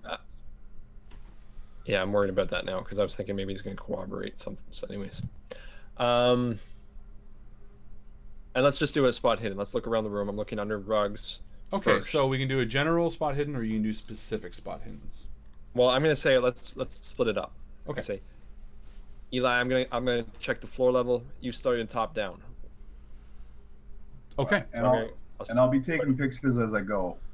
Like. And I actually reach in my back pocket and I pull out these really nice gloves, very similar to what the driver had.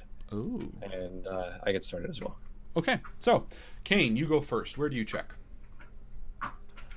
First thing I'm gonna do is right at the ground level, going through from corner of the room all the way to the other corner of the room.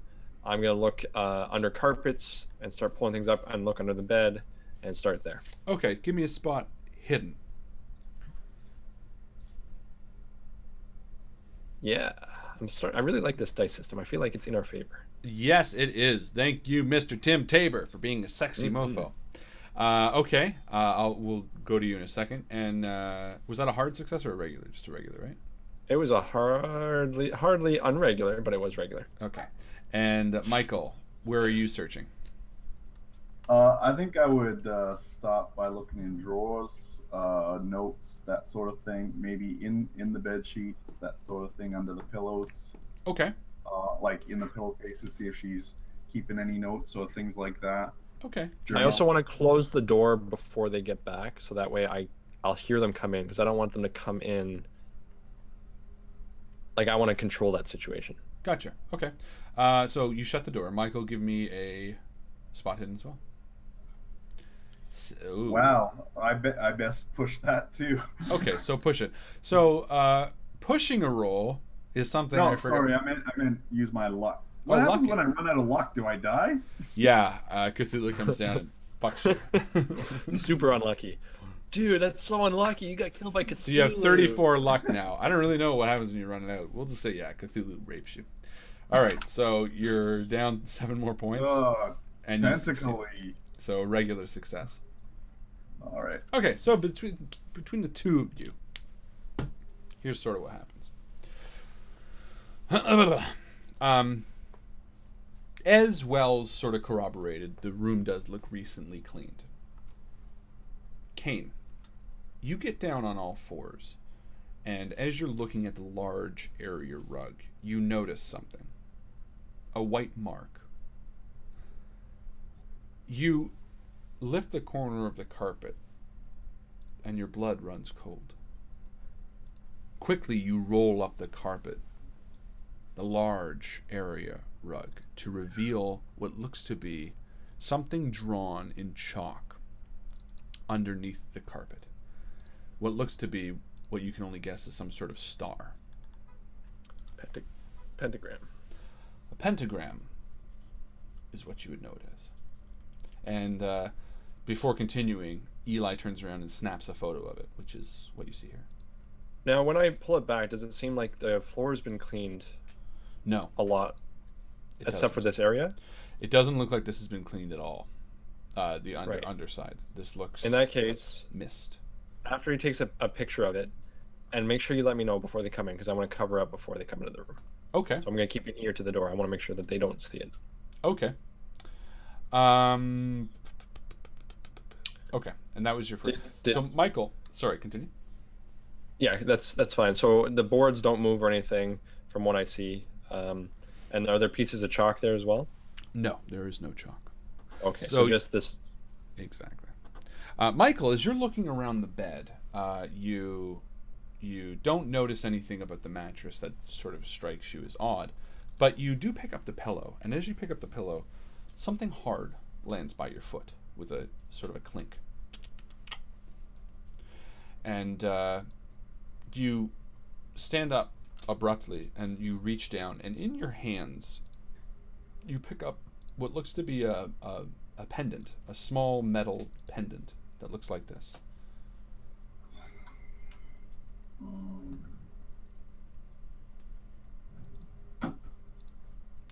And between your rolls, that's all you see right now. And where we looked, I guess, too, right? And where you looked, yes. Did you post that picture of the bedroom into the Discord file?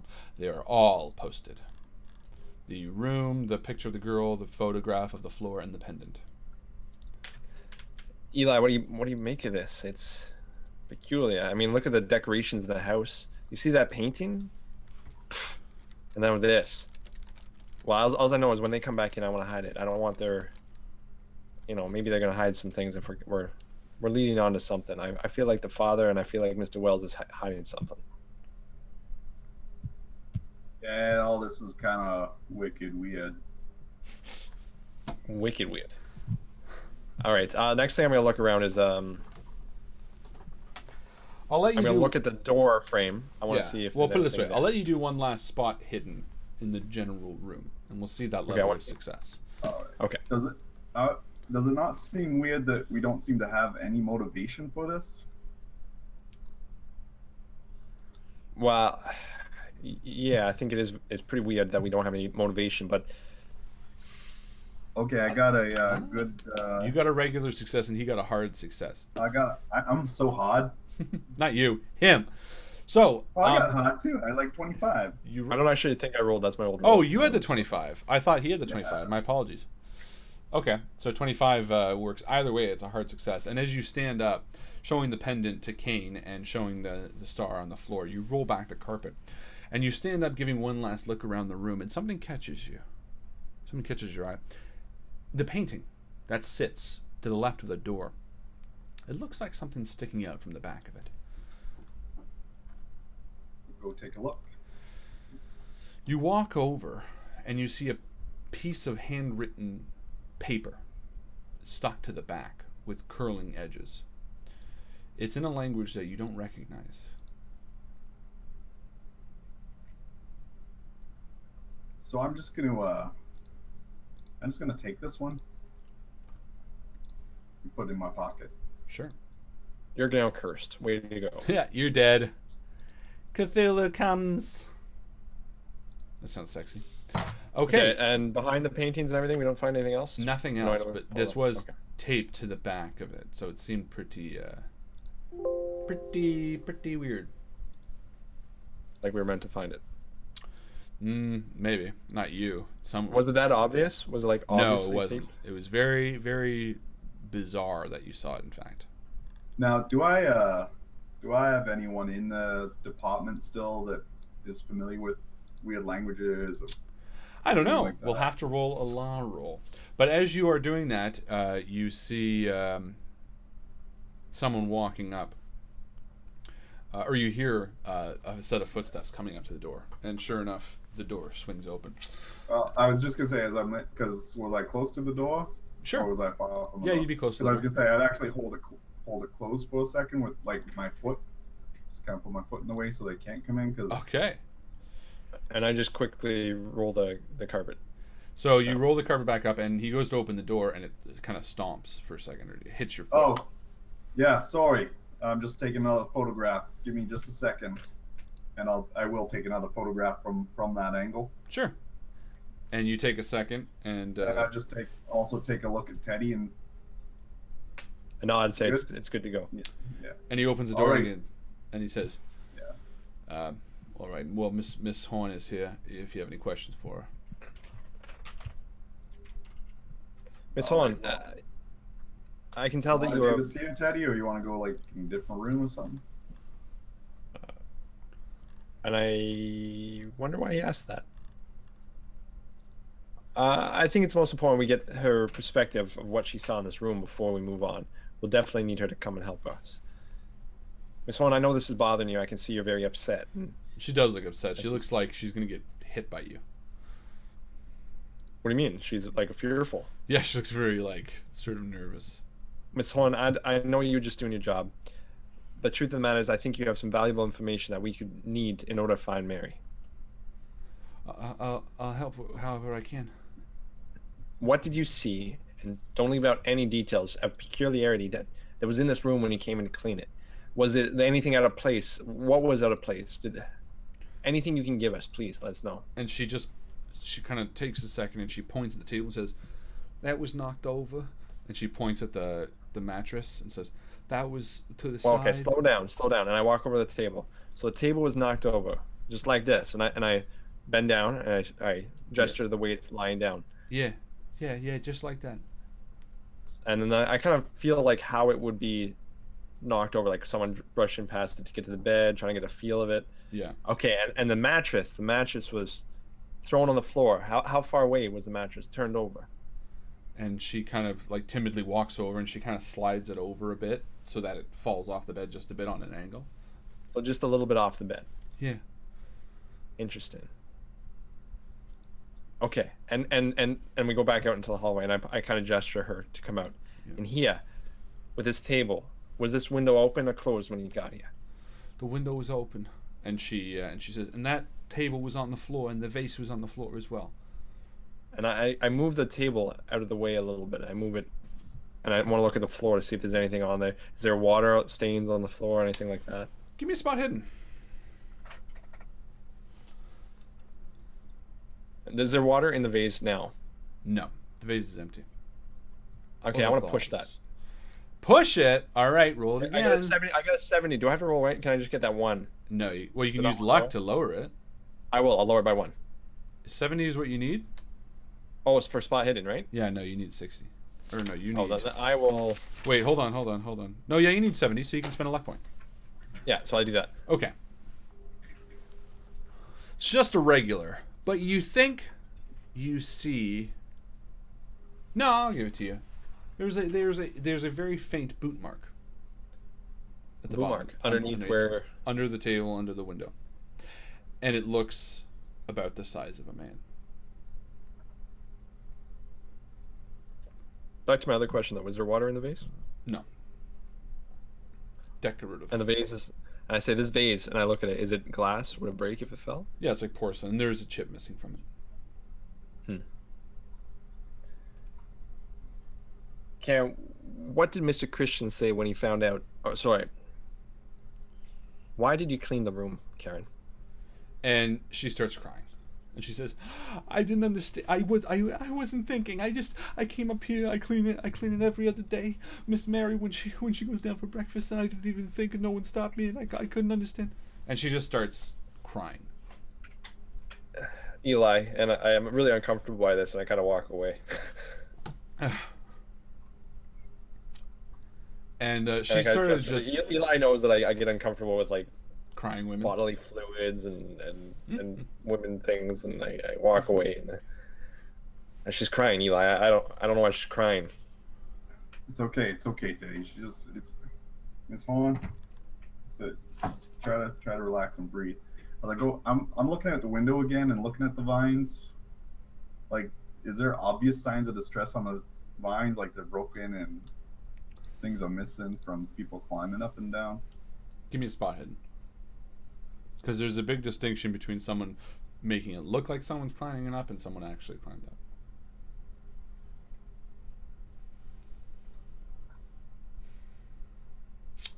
Wow, I'm like way off. Yeah, I can't tell. You can't tell. But I'll take a picture of it anyway, so that like in an hour, 3 hours, when I maybe you can roll again. Roll again. Eli, So- and when I see Eli looking out the window, I say we're definitely going to need a look from outside. And Mr. Wells says, "Follow me." He takes you downstairs, out to the back door, and you're out into the night.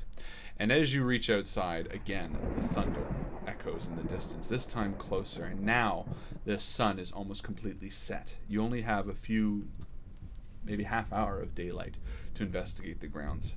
And Wells sort of stands next to you and says, "Would you like me to follow you around, or do you feel comfortable looking around yourselves?" Where can we find you if we do need you? I think we're fine to wander a little bit, but should we have any more questions? Where are you and Miss And Karen? he just points back to the exit that you left, which is the kitchen exit. He says, "I'm just going to be eating dinner right here." All right. And where we find Mr. Casey? Where's he residing on this property? Oh, Mr. Casey, and he walks out and he points to a building which is not too far away, just a small little hut. And he says, "Mr. Casey lives in there. He's probably in the middle of dinner as well, but like he was out when she was here." Oh no, actually, he was says, home. but he's actually out right now. He just dropped Mr. Christian off at his dinner engagement, and he'd be waiting for him. In fact, I'll probably have to call you a taxi to return home. And Mr. Wells, is there a waste room or something that Karen would have taken any garbage or anything like that she found in that the Mary's room and to dispose of? And he points right next to him, which is the garbage can. He says, "But I'm telling you right now, there wasn't any garbage. It was the first thing I checked for as well." Thank you. And he heads back inside. So you're standing outside. The house is sort of on a hill that slopes off on either side, but it has fairly large grounds that are flat out for a while behind it. It looks like there's a few buildings on this complex. One looks to be large, like a large open building, and then it goes back a ways to a line of trees, which you can't quite see. Now, we did see a man's footprint upstairs, so You we're gonna did. check the ground here and see if there's anything resembling that. Because again, I would imagine if he's carrying someone, it's gonna give a little bit of a deeper imprint. Exactly, and you walk over to the back of the house, or the front of the house where the attic would be, the window would be, and it does seem like there is, without having to roll, sort of an obvious footprint, scuffle in the bushes there. All right. We need to get, as he's looking around and he's looking at the shoes, so we need to get some time of events. We know that they woke up in the morning and Wells was the first one, and he says he didn't see Mary. And who was the last person to see her before she went to bed? That's what we need to know also. My thinking is, the senator, he's a target. He's got money. There's a good chance that this could be a ransom situation. I mean, we're not going to jump to any conclusions, but that is something we got to keep open to the minds. And yet we haven't heard anything yet. Yeah, well, a little bit of time makes people worry. Worry means more money. Of course, we are in the age of telegraphs and such, so maybe we've got to wait a while for that message to arrive. The pony service is on its way. With a tow, I have a tow for you, sir. That's terrible. So yeah, you take a look at the tracks. Someone roll a tracking.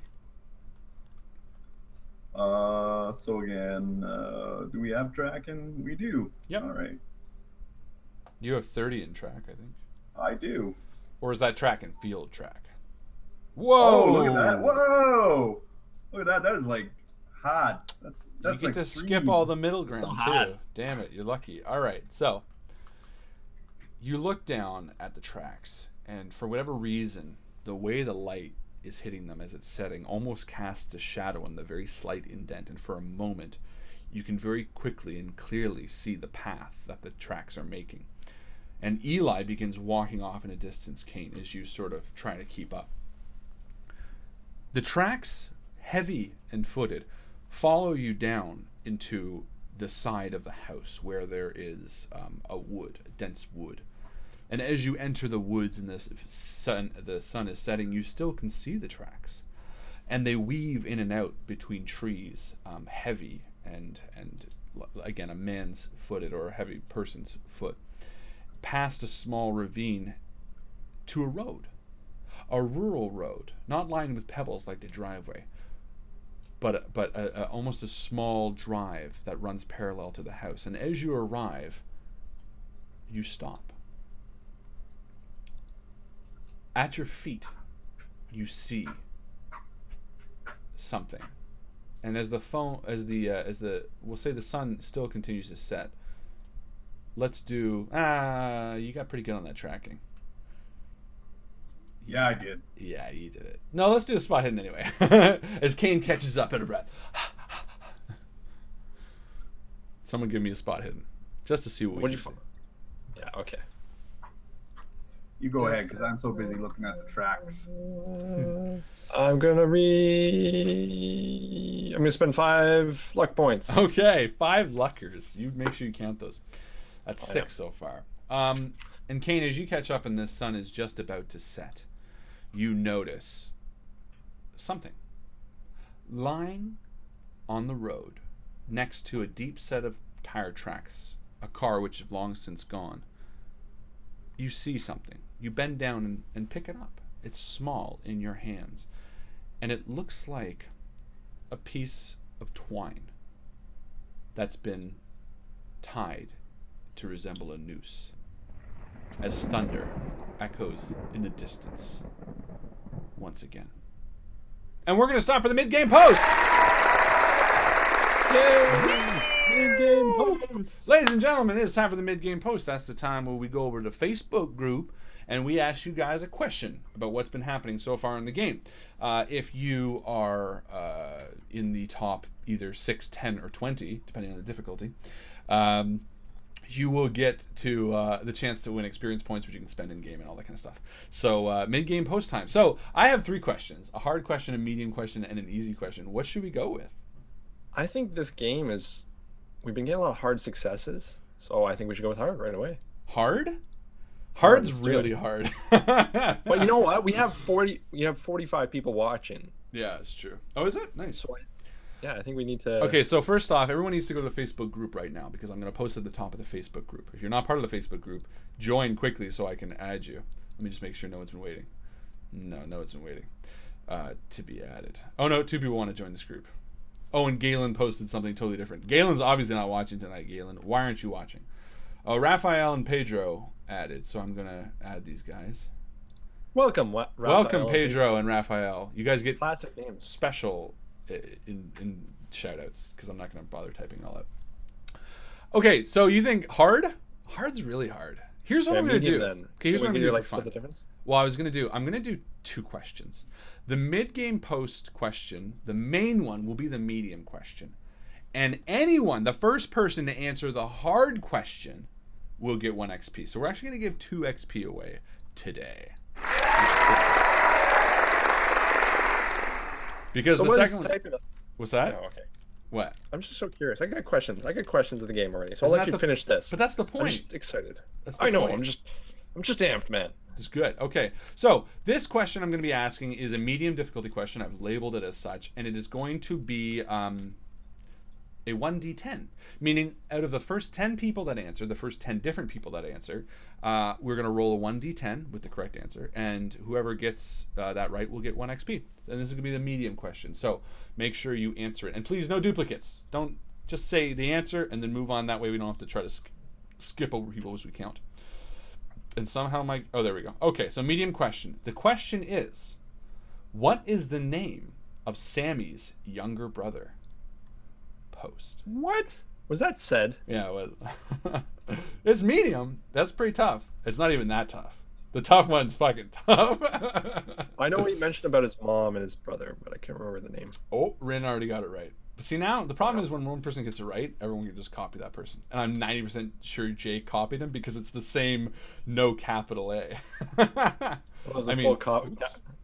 Do you remember, Chris? Do you have any idea? No idea. Okay.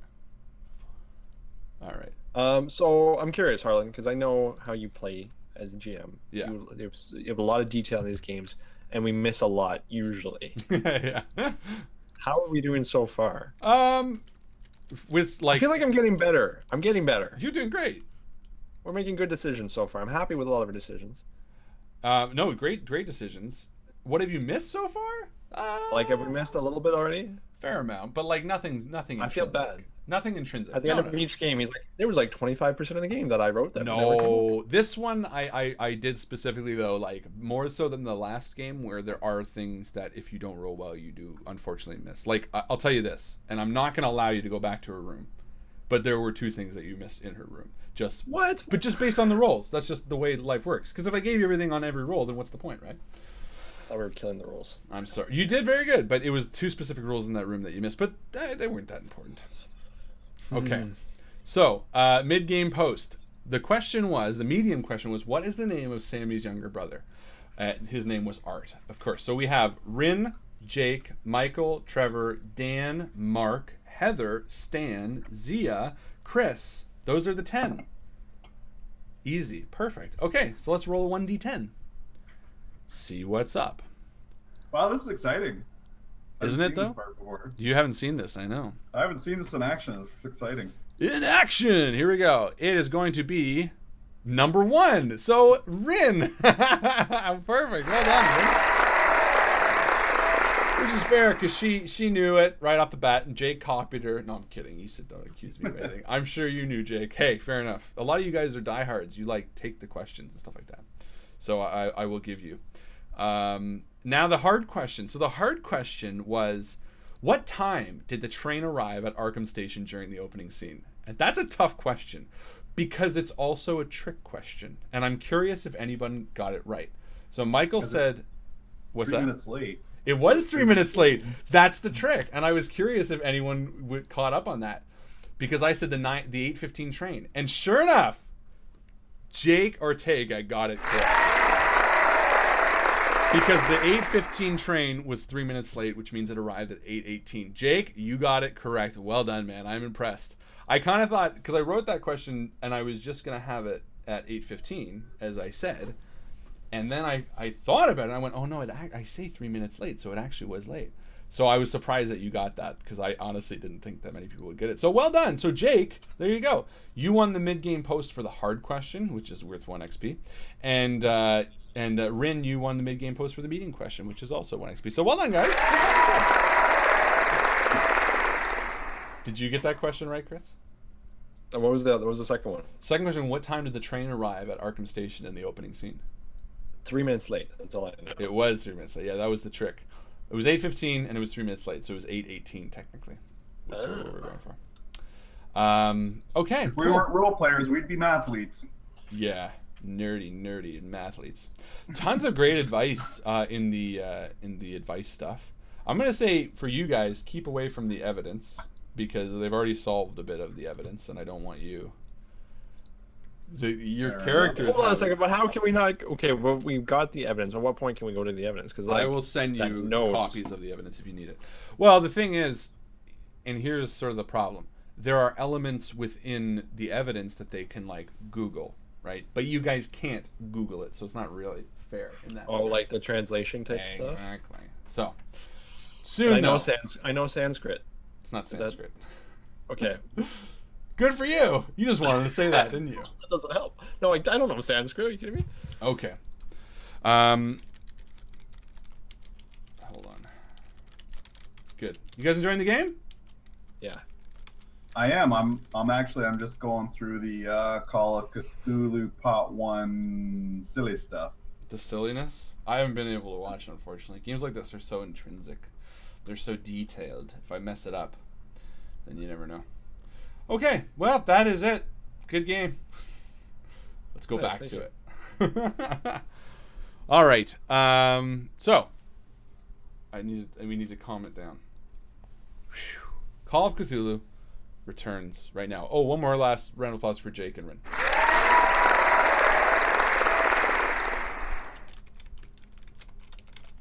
Okay.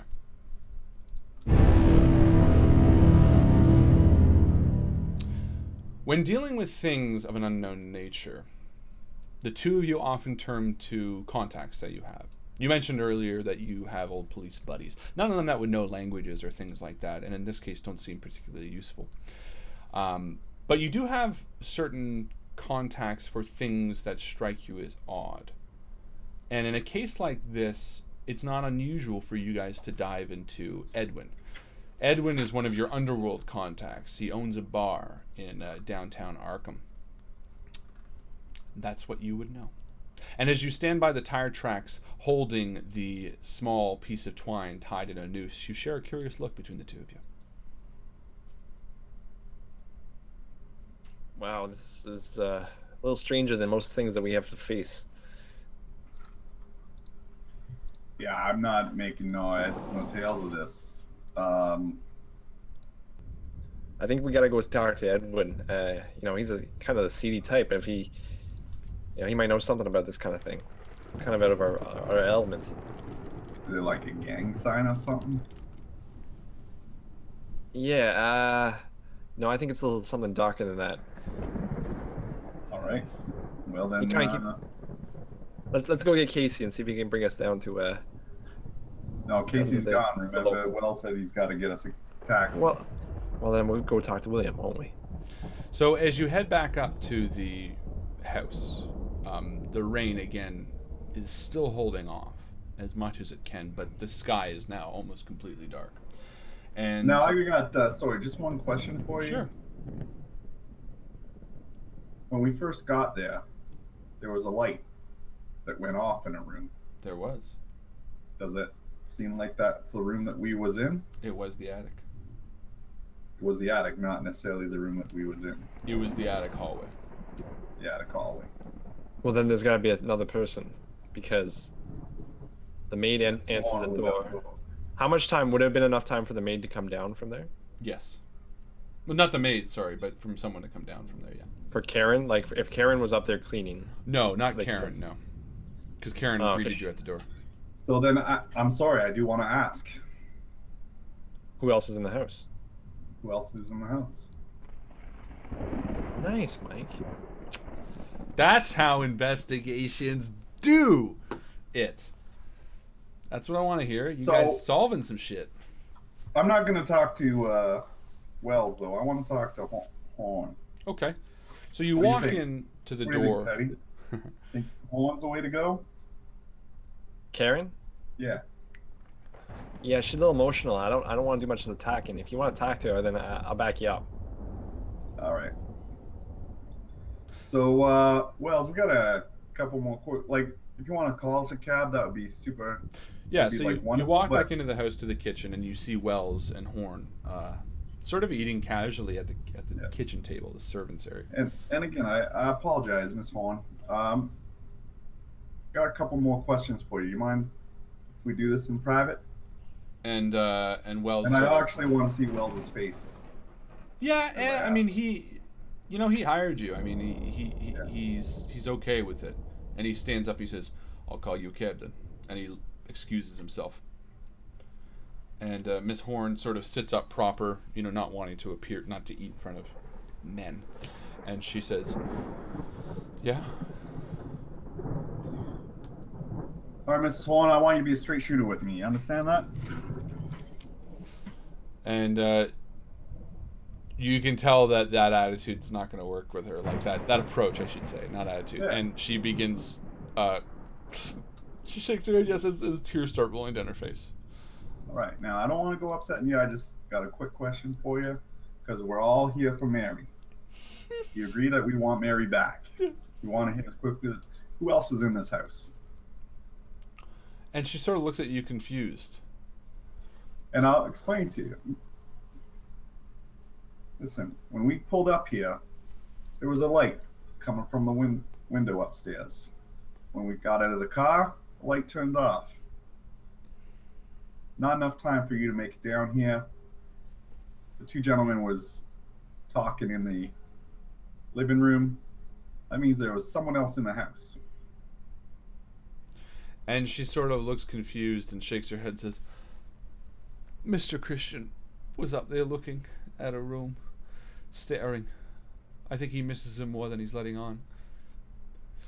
Wow, you got Karen. That can't be true. I mean, we would have seen Mr. Christian come down the stairs as we entered the house. Not necessarily, because there are what you could only presume to guess many staircases. In fact, but he already had a drink in his hand and was rambling on mid. I'm not debating that. I'm just saying that you wouldn't propose necessarily that there's only one way, because you would know differently. Because Karen, if there's, then we need to know the other way. Is what I want to get to then. give me a psychology roll. So yeah, I want to do. We can do psychology, but I'm also thinking maybe persuasion. Sure, let's go both, or neither, or either. 11, success. Because we really need your help here. No, she seems. It's a yeah. extreme success. Extreme success. She seems sincere. It seems like, I mean, you could fathom, but basically, when Wells walked you to the end of the hall, he walked you to the main staircase. When he walked you to the end of the hall, there was the staircase leading up to the attic, but there was also a side set of stairs heading down. Right. And you know when you Why were would anyone be in the attic? well, when you were in the great room too, there was another exit. So it's not impossible that the guy came back down upon hearing that you were here, picked up his drink, and then morosely. So I want to see the other exit. I think that's pretty important. Sure. And for sake of time, she walks you there, and you see it's a much more secluded staircase. It's, again, what they would call the servant staircase. It's not for active use. You mind if we go up there? And she shakes her head, and again, it takes you up the staircase again to where you would have seen the top of it before. Right, but I want to go right up to the attic. Yeah, so you go back up to the attic to her room. The attic is a bedroom. That's it. Yeah, that's where she lives, Okay. or her room is. Nothing else beside that except for that room that's just storage. Correct. And I flick the I light wanna switch go in on that and room. off. You flick the light switch on and off. Yeah. Okay, and you do so Works weirdly. and That's you want to fine. go in the storage room. Yeah. So you go to open the storage room, and it's locked. Do you have a key for this? I call down to Karen. Karen, you got a key? And you wait a second, and then you see Mr. Wells walk up afterwards, and he turns to you and says, "No, that's just for storage." Yeah. You know, listen, Wells. I'll go through the same story. When we came here, saw a light came off.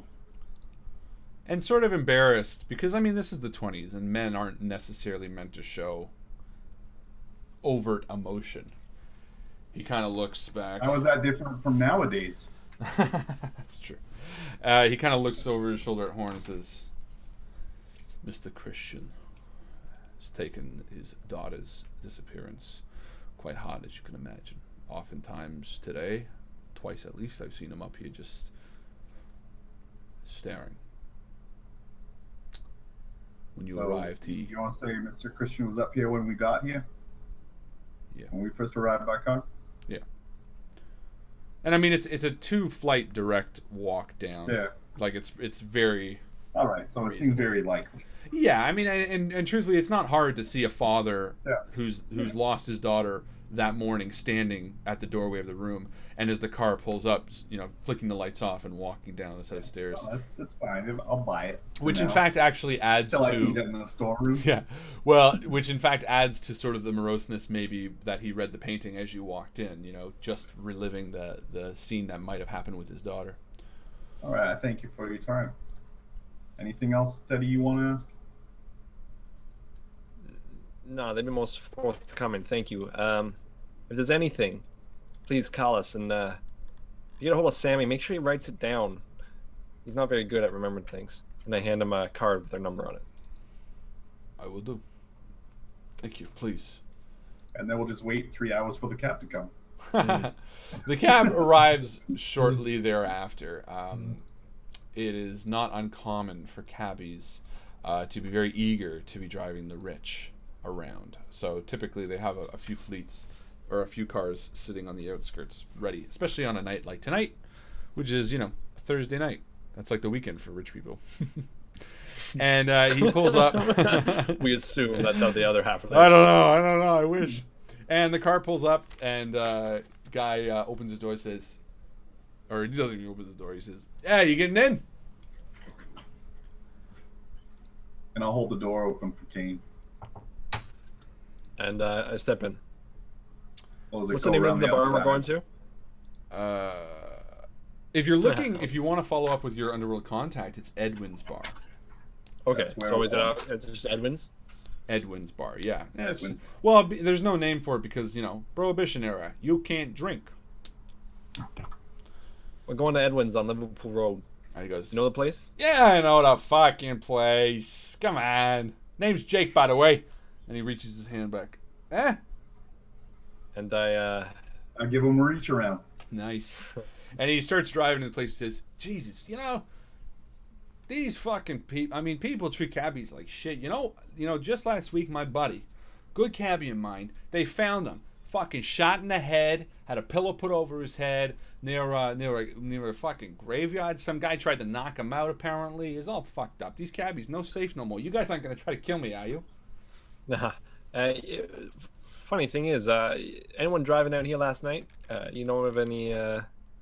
Imagine these are the big jobs that you'd be looking for. Anybody talk about coming out to this mansion to do any work? Nah, nothing like that. When we cabbies, we stay around on the outside too, because you never know when one of these drunk fucks wants to drive back to town.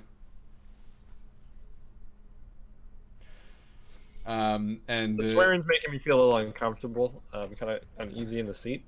Yeah, and he kind of looks you up and down and says, shit. Thank you. I ain't gonna get a tip from you guys. And he looks at the holes in your jacket. Wait, I thought maybe you was one of those rich fares. Wait, Mr. Wells didn't pay you before you picked this up? Did Mr. Wells pay us at all? Did we get any money? Yeah. He gave you $50 each.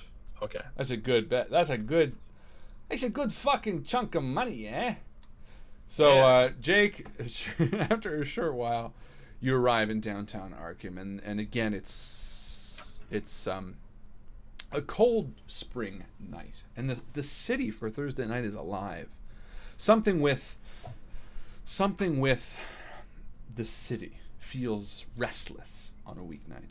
Every night, in fact, this past month has felt active. And you drive downtown, and he pulls up with a cranking stop to the alleyway that sits out front of Edwin's Bar. And he turns back to you and says, your boy Wells there already paid me, so I know I'm not going to be getting a tip from you. But if you need me, you just let me know. You call the horn and you say, Jake, I need a ride. And he kind of reaches across you and opens the door for you. Thanks, Appreciate Jake. it. You're a good man, Jake. I'm the fucking best. And he drives away as the door slams. The two of you are standing in the alley just out front of Edwin's Bar. And there's a man with his hand on a wall just vomiting. I hate Edwin's. Wish we could meet him somewhere else. And he moves over a bit and he vomits again. And you notice, actually, as you start walking towards, he's trying to vomit on a dog. Whoa, what are you doing? Like a stray dog. And it keeps moving. And he kicks it. Whoa. Oh, whoa. We're gonna get involved here. You're gonna get involved? Like, buddy. Yeah. Okay. Yeah, if I saw that, I'd be like, what are you doing to that dog? Leave him alone. So you walk up to him and he tries to vomit on it, and the dog sort of runs towards you, and he sort of runs headfirst towards you. And he looks up towards you and he's like, fuck out of my face! And he throws a punch at you, Eli. All right, well then I guess I will do a dodge. A dodge! And he throws a punch. Who pukes on a dog? With a 727. Oh, a 27. So that's not bad, actually. That's a really not drunk guy, bad. apparently. So what do I do here? And then you roll dodge. I roll dodge. And if your success is greater than his, which his was a hard success. It was not. Okay, I'm so gonna take that hit. yeah, he socks you in the jaw. He's drunk, so it doesn't hurt. Yeah. His fist sort of gives way, but he hits you, and as he hits you, his fist follows through, and he falls into the ground. And he doesn't. I give him a shot to the ribs when he's down there. You kick him, nice. And as you kick him, he vomits, just on the ground. And I'm just gonna like. Good old Edwin's, I say. I'm just looking at making sure the dog makes his way off safely. Yeah, its pride is hurt, but nothing else. It skips yeah. off to the street. So you enter Edwin's bar, and yeah, vomiting dogs. So you step down. You step down the cold steps of Edwin's bar. The bar smells like cheap whiskey, and a haze of smoke follows you wherever you go. But the place is hopping. A sea of patrons crowd the bar, each reaching out towards the bartender. The band on the level below is playing wild jazz music, and the place is alive with action. The way Edwin's is set up is there's a set of steps down. There's sort of a loft area with a bar to the left, some poker tables to the right, and then down a set of spiral steps to sort of the dance floor where there's tables sitting around and a band. And where do we go find Edwin? Well, you enter. You can do a spot hidden. See if you can see him. Typically, he's at one of the poker tables. Wow, on the nose. Right? You have a 60, don't you? Yeah, that's on the nose. So you take a look around, and on the far side of the poker table area, you see Edwin sitting down with a deck of cards in front of him. Now, between him and you is a sea of people, and as you enter the crowd, you start feeling awfully claustrophobic. Eli. Yeah. Why do you feel claustrophobic? Yeah, I'm not comfortable in large crowds. It's just that, there's so much going on, and it's not good times with all these fucking gangsters all about. You never know who's gonna just fucking. So give me a sanity roll. All right. Whoa. All right. Hey, that's him. He picked it. He doesn't like. He really did. He doesn't like crowds. So I failed my sanity. Okay. So then a 1d10? I'll roll it for you because I'm curious. I'm bi-curious. I like to purchase things. 1 point of sanity. No big issue. So you squeeze through the large crowd, loosely dressed women, drunkards arriving just before Edwin. Edwin's a large, rugged man, little patience, and he flips through a deck of cards, a fat cigar in his mouth as you approach. Without looking up, he greets you. Hi, boys, how you doing? I was looking up. He doesn't look up. Hey, boys, how you doing? I sit down at the table. Is there room at the table for us to play? Yeah, it's empty, oddly enough. He's got a man on either side of him, but no one's sitting in front of him. The men on either side, do they got chips or anything, or just paying cash? No, they're bodyguards of some sort. Okay. Well, I just sit down at the table. I say, Edwin, we've been kind of led to you because our case is a peculiar one, and we thought maybe your insight could help us out. Oh yeah, you and I, insight isn't free anymore, eh? Yeah. Well, depending on what you can offer, maybe we can compensate you. And I slide him, I don't know, $5. And he looks down at your money, and he kind of laughs, and he says, "Nah, I don't know. And he sort of looks past you at Eli. Eli, what are you doing? I'm seeing if there's like a wall or something I can get my back to and kind of like see where all the exits are. Looks to you but like try to there's... look like nonchalant about it. Yeah, there looks to be just the one exit you came in from. I mean, fire code, they'd have a field day with this place. Yeah. But you do tend to find a wall next to him, sort of. Well, yeah, you do find a wall next to him. But you're off to the side of him, to the left. And the bodyguard sort of just turns to face you. And, Edwin's kind of looking around as he does, and he kind of points to a guy. Hey, you! You owe me money. Don't forget. And he looks back at you, Kane. He kind of says, it's more sporting than that. And he takes a deck and he puts it in front of you and he says, what do you think it's going to be? And he hovers his hand over the top. You get close. We'll call it fair. This is Edwin. This isn't really a game. I can't play right now. There's a little girl who's involved. And he slams the table as everything shakes, and the gypsy says, "It's a game I'm willing to play." I don't know. 6 of diamonds, Edwin. And he looks to the guy next to him with kind of a laugh, and he says, 6 of diamonds, specific. And he draws the card off the top. And I meant to have a deck with me, but I'm just going to draw one online. How difficult it is to find an online card drawer. God, it's so specific. It's like, how many cards do you want? How many cards? I want one card. Here we go. It's the 10 of spades. He picks off the top. He says, That's really close. out of all the possible combinations.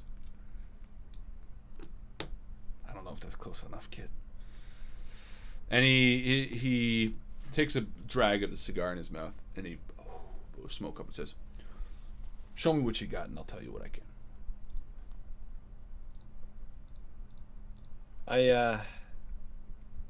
I ask Eli, you got the... And I asked him to give the drawings and everything, including the noose, the little one. I said, we went to this manor the other... you know the one, and I described the manor and where it is. I say, I don't know. Bottom line, we need to know who knows this stuff. I draw out the pentagram for him, and I show him the medallion and everything else.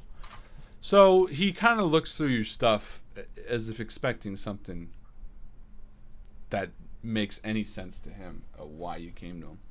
And he kind of looks at the pentagram and all this shit, and he says, boys, I think you're barking up the wrong tree. And he stops. His face drains of all color as you show him the small piece of twine tied in a noose in the palm of your hand. Where'd you say you found this? We found it by the side of the road where we think a little girl was taken. And he stands up, pushing his chair back to the back.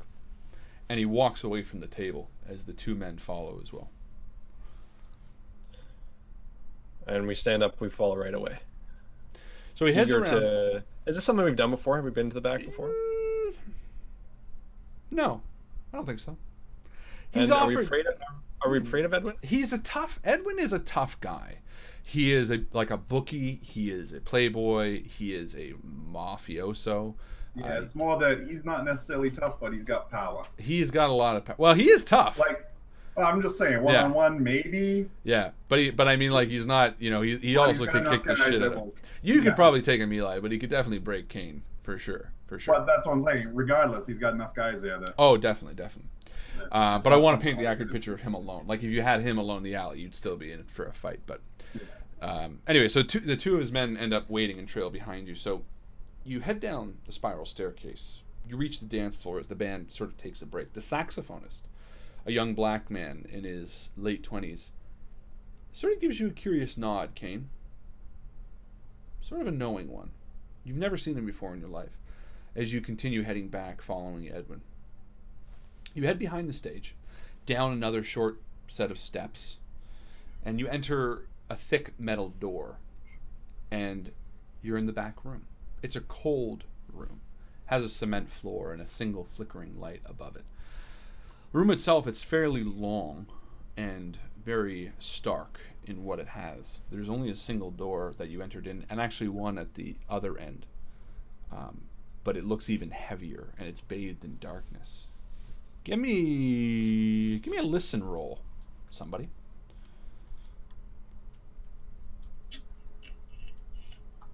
Are you listening there, Kane? Are you listening in the years? 27 for my listen of 20. 20. So no good. No good. Okay. So yeah, the room itself sort of smells of sweat and blood. And under the flickering light, Edwin walks to a table in the corner, and he leans against it and takes another long drag from a cigar. I need something first, he says flatly. A man, Walter Kropp, he owes me money. He's yet to pay. And he sits up and slides back on the table, sort of get comfortable, while taking another long drag. A few of my boys tracked him down 2 days ago. I sent them to go collect. I haven't heard from them. I need you to go there and collect. You do that, I'll tell you why what you have in your possession is something to worry about. Well, how much does he owe you? What's he do? The hows and whys aren't important. He owes me $250. That's important because that's what I want you to get. I'm not any muscle, and when you look at me, I'm a detective. I'm a thinker. I don't fight. I want to go out over this place and mess some guy up for some money that he owes you. Yeah. You don't have to mess him up. For all I know, the guy's whacked out. I just need you to go and collect enough money. He knows he owes me. Yeah, listen, Edwin, I appreciate that, and it's something I'm willing to do for you. But we got possibly the life of a little girl on the line here, and it, you know, I and he kind of stands up. If we get to this first, and as I said, I promise you we will get to that. And he stands up, getting his back up a bit, and says, I don't think you understand here. This isn't something that's negotiable. I have information about that that's going to help you. And I need something done first. I don't give a fuck about a little girl. Well, you're a real charmer, Edwin. All right. Where did you guys go? What's the address? And he starts moving towards the door. He goes, 85 Washington. Come back with the cash. I'll tell you what happened. Or I'll tell you why to be worried. So did it appear that he was afraid and that's why he wanted to talk in the back room? Or is it because of what he's asking us to do now? That seems like a combination of both. In fact, when he got to the back room, it's almost as if the idea popped in his head. Like, to get something out of it. Yeah. So he knows it's significant. So all he wants us to do is go find this guy? Yeah, well, and collect the money. So you can try a persuade roll if you want to. Because you persuaded him, but you didn't actually roll for it. You can definitely try that. All right. Let's give it a shot, because... You don't want to do no bitch work. No, it's not that. It's time. We don't have time. Time is key, man. So listen, Edwin. You don't want another dead girl on your hands. I know you don't care about this girl too much. I get that. It's not business for you. But I know that there's something bothering you about what we found. And if we can get to the bottom of it, maybe we could put your mind at ease a little bit. And it's not very often we see you nervous, Edwin, and that makes me nervous. I missed what you rolled. What was your success? Was it a success?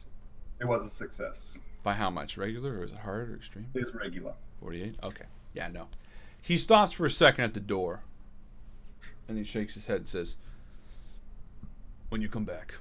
And he walks to the double door. And just before it, or not the double door, the metal door. Just before it shuts, you hear him repeat, 85 Washington.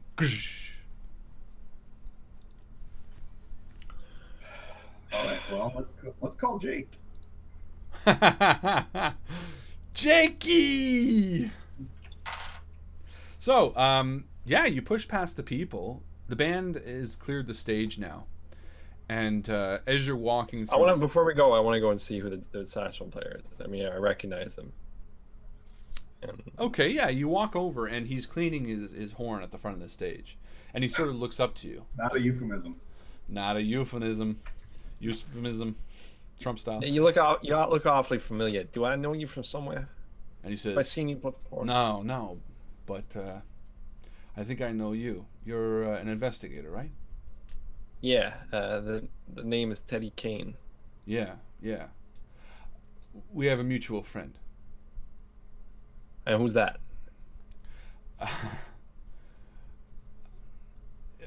I gotta get back. And he stands up, and he kind of nods, and he walks to the back of the stage, and he disappears behind the curtain. And there's actually another guy, a trumpet player from the same band, who sort of watched the interaction and sort of hops down. Hey, that guy there, what's his name? Oh, Winston. Yeah, he's sort of a traveling musician. He's been with us for a few years now. Guy can wail.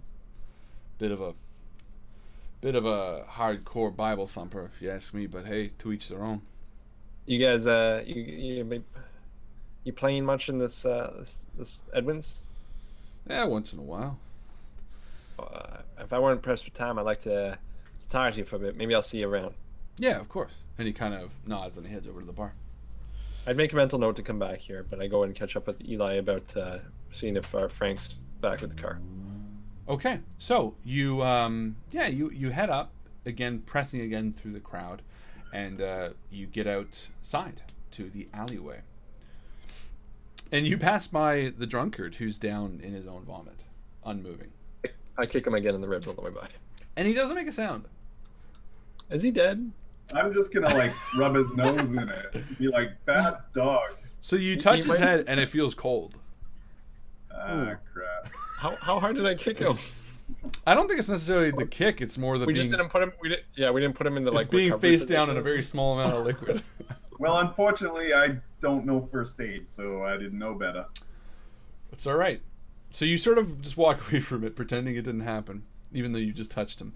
Not that it matters in the 20s. And you head to the outside, and you see actually a cabbie a little ways down. We signal it. Yeah. To expedite the process, you arrive at 85 Washington. We all know where you're going. It doesn't really matter. But yes, you arrive at 85 Washington, just as the rain can hold back no more. The peppering of rain and the crackling of thunder start hitting the canopy of the car as you get out of the taxi and it drives away. The old building, which is only about 2 stories high, looks almost dilapidated. Large boards cover most of the front windows. The yard looks like it's a dumping ground for local users, and there's no lights on inside from what you can see.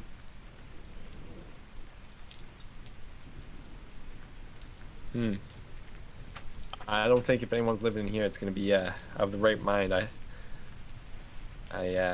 Just be a little careful, Eli. Get out of the taxi. I make my way to the nearest likelihood of finding someone, I guess. I go right up to find the 85, number 85. Well, that's the one you're in front of. So you head up the drive, and again, it's dilapidated. There's junk in the front yard, and you walk up the creaking steps to the porch, which is missing floorboards, and the rain leaks through the roof as it does. You knock. The heavy wooden door barely echoes, and you wait for a fair amount of time, flipping the collar to your jacket, hoping to avoid some of the water down your back. And after a fair amount of time, nothing happens. Is there a sign or anything at the door? Just the 85. I'll see if the door's open. And it is locked. I'm gonna go around the back, see if there's another entrance. Okay. You Yeah, head I'll join around. him. I don't want him going alone in this area. You hop down off the porch as the wood swells and creaks behind you, and you walk through the tall, overgrown grass. Each window is boarded up heavily. A combination of nails from maybe an outside construction site or someone interior trying to keep out any light. You can't quite tell. And as you make your way around the side of the house and you reach the back, you see the backyard overgrown and random tires and objects dumped in the backyard. The back door swings listlessly, the screen almost off its hinge. Again, all windows boarded up, but there is sort of a soft awning, or a wooden awning without any shielding. The rain falls straight through. But it does reach up to the second level. Maybe you should go ahead of me, Eli. And I reach down to grab something heavy, just in case. So there is a, Because I am a little nervous, I will get my gun out. Okay. You pull your gun out, and it fires, and you actually shoot yourself in the head. The end. You approach the back steps, and again, the small pieces of wood that lead up to the back door. As the door sort of softly creaks and you reach it, again, heavy, sturdy wood. You give it a try, completely locked. I think we gotta climb up there. No windows or nothing we could go through? You stand back in the rain with your hat trying to shield your eyes, and it does look like the second story might have an open window. In fact, looking up against the darkened sky, you do see soft curtains wave in the breeze.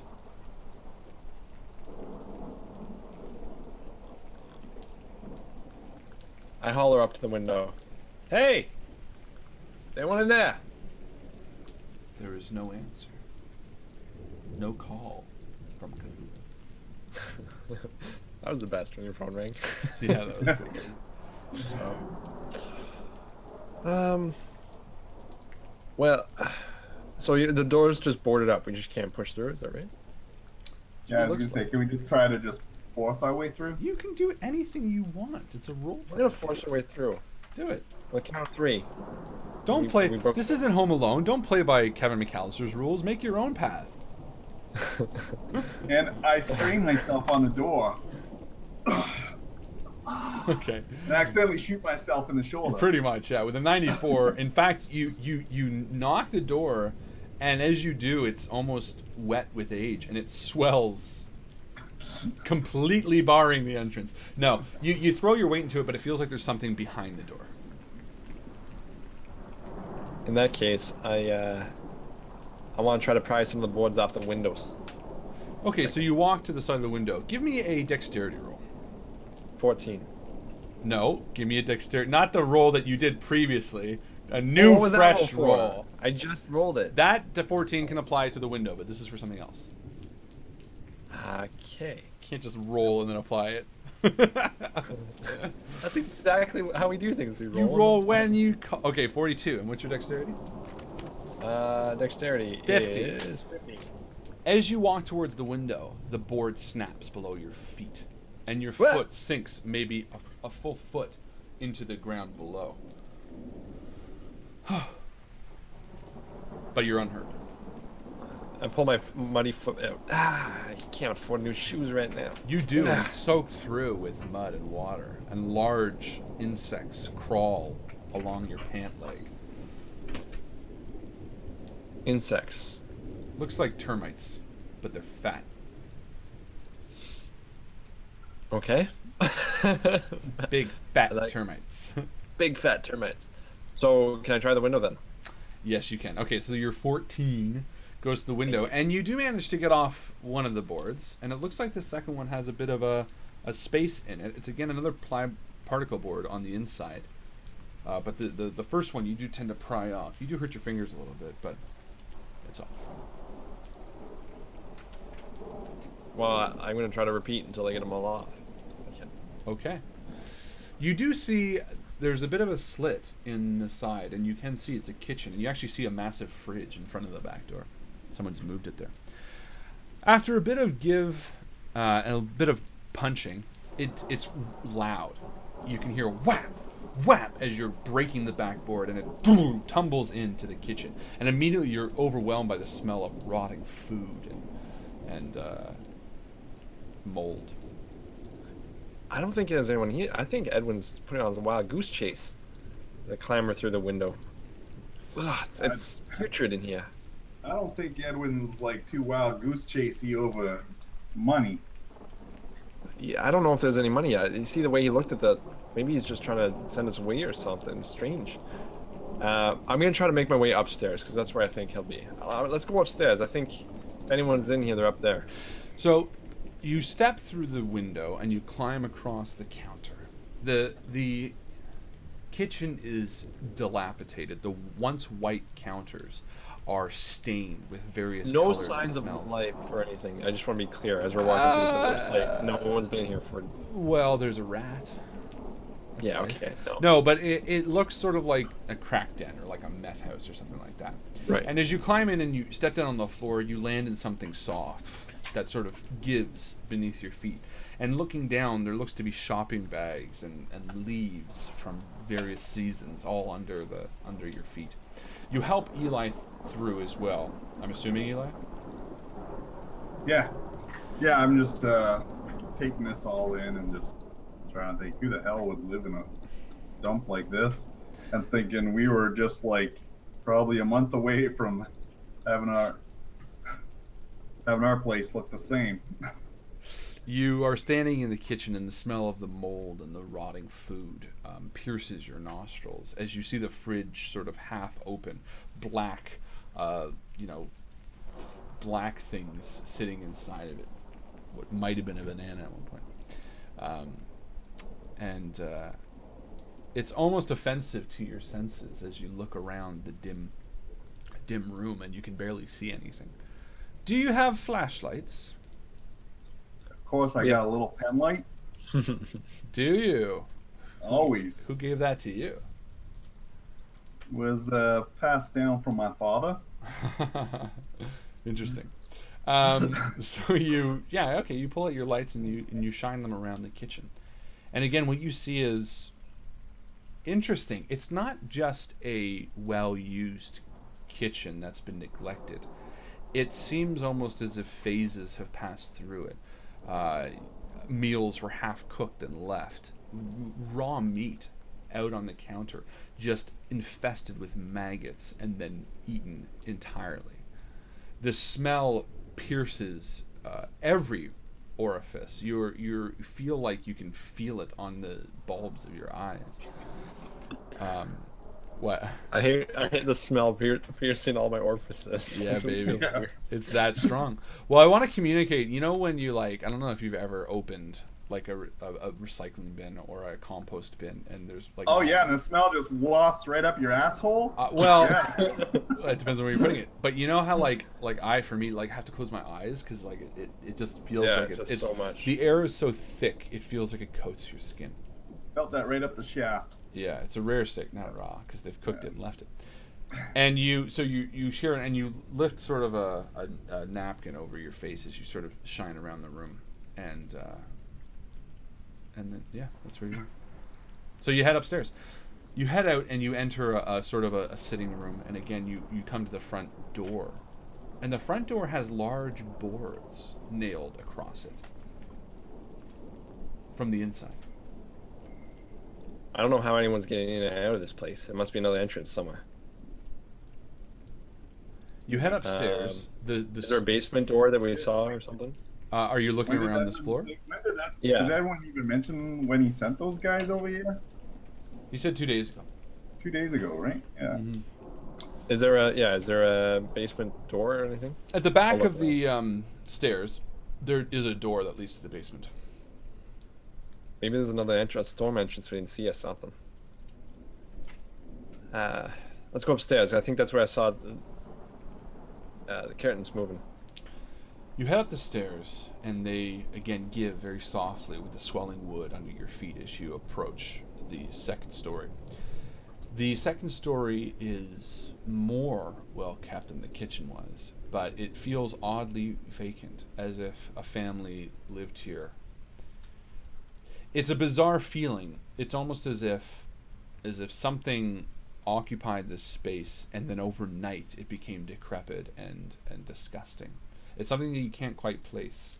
It's almost as if someone tried to turn this place into a dump overnight because they lost all self-control for whatever reason.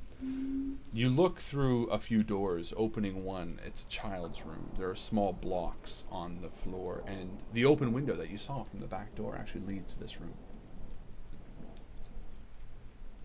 I'm just going to try a spot hidden while we're Please do. walking through. Go for it. 13. Critical success. Or, no, very close to it. No. Yeah. It's You look into the girl's room, and it looks as though under the windowsill there's been some scuff marks. It seems like Edwin's men climbed in through this very window after finding that the back door was also locked, as was the front.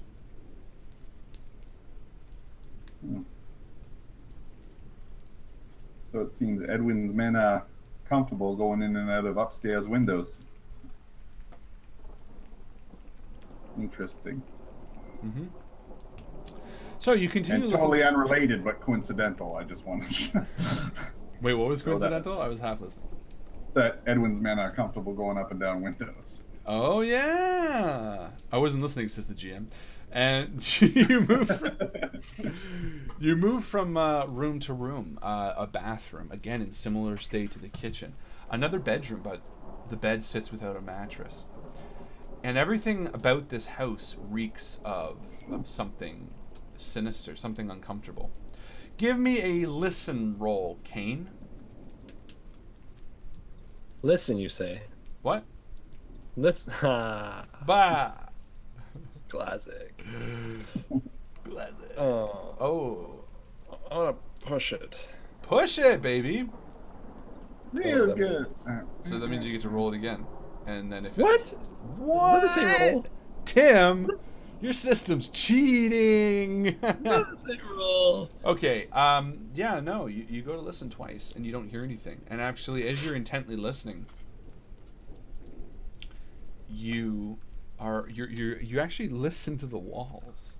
And you're kind of listening around because you think, no, it couldn't be. But your footing gives. Again, you idiot. And the floorboards give out beneath you, and with a thundering crash, you fall through a weak part of the floor and into the subfloor, which is only about maybe 2 feet down. Don't shake your head at me. It's your fault. You did it. No, you warned me. That's what I'm saying. I was like, there's foreshadowing and everything. And again, you're knee high into the ground, and the old wood and nails scrape your shins as blood starts pooling very quickly onto your pant legs. Ouch. Give us a full act out, why don't you? Eli, help me out, please. My shins.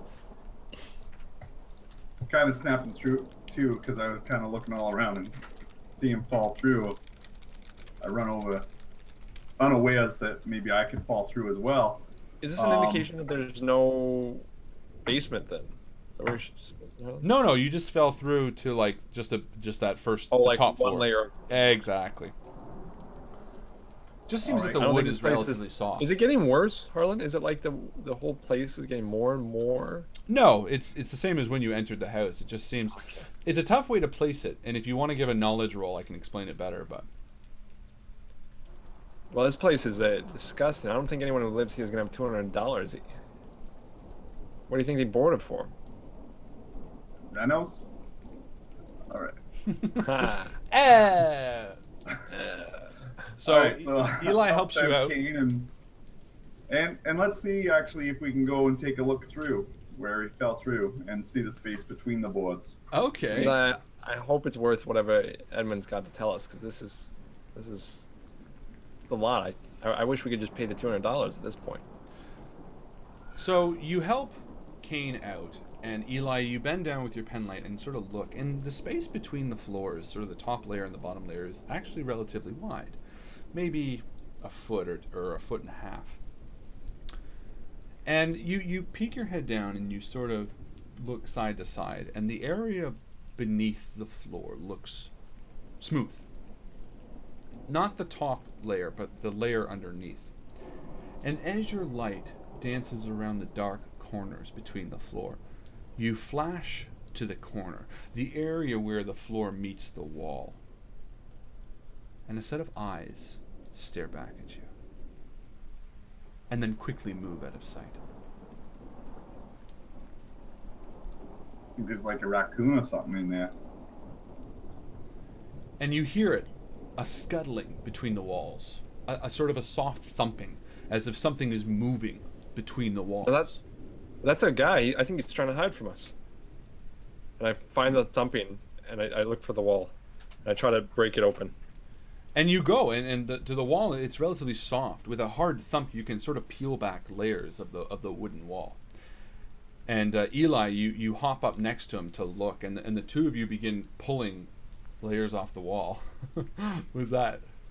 I just love the fact that people can't see me, so I can do that. I was doing the raccoon attacking me. And you go pulling it off, and Eli, you lean in with the penlight as the two of you look down.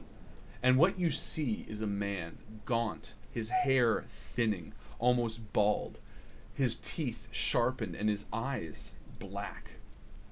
And as the light dances across him, he makes a wailing, almost like a, and continues sliding down into the walls, into the basement, as the two of you reel back. I put my gun in. I don't think Edmund wanted us to come collect the money. I think you want us to see something. What you saw was not human. It resembled a human, but it looked unworldly. Give me a sanity roll, both of you. Both of you. Fail and success. Failure, roll a 1d10. You failure, you.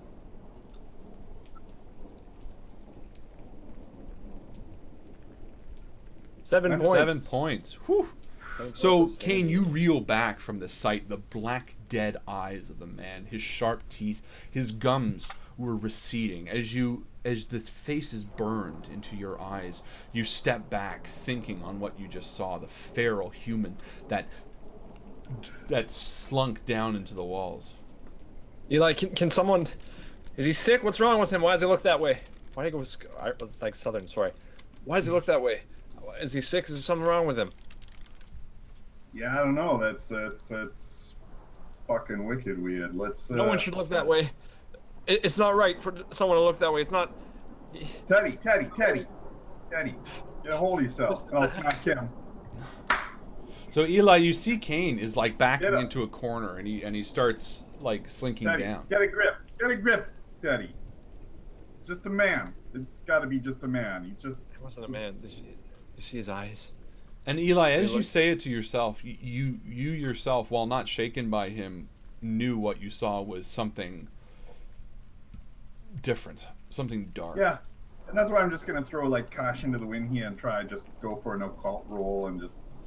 Sure. You know, we got it. Let's see what it says. Try what you can do. Yeah. Eli, you gotta get a picture. We gotta prove to Edmund what we saw. Oh my God, that was like nothing. No. So you have no idea. To you, Yeah. the occult is nothing. You have no idea what's going on. And to the two of you, this feral creature that just was staring back at you was a man, a very sick man, but it also shook you to your core. Especially I reach for Elijah's gun. No, hey. I got it. It's Hey, not meant Teddy. to be. Eli, we gotta. Let's go take care of it. Teddy, we'll go take care of it.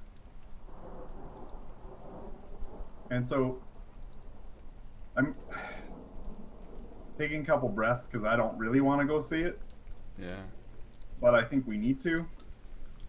So I'm just gonna kind of take a couple breaths while we look for the basement door, because you said there was a way to the basement. Yeah. Yeah.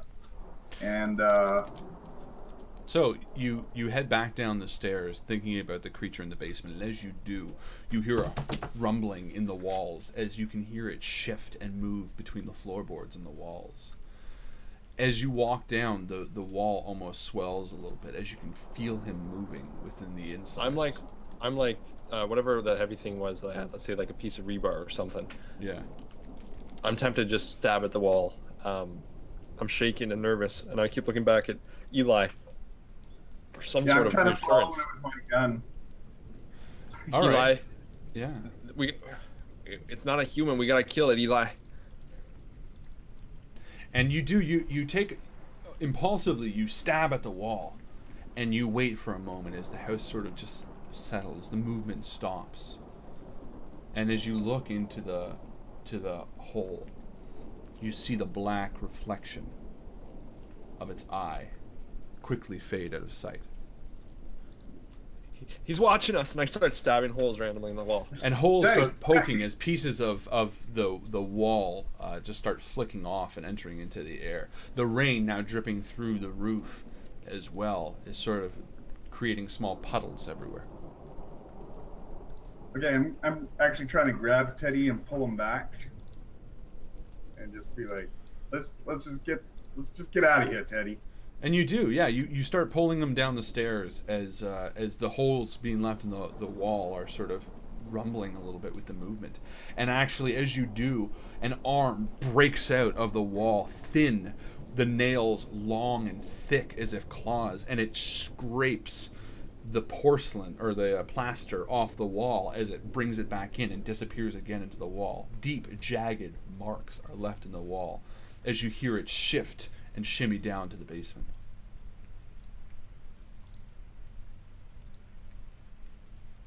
Yeah, I'm, like at this point, I just want to get outside and then maybe collect our thoughts and see where we go from there. But So I you don't want to do. be in the house while we're collecting our Then you thoughts. do. You run to the kitchen and you climb out the window in a rush, and the two of you are standing outside in the pouring rain as you try to comprehend what you just saw and what is living within these walls.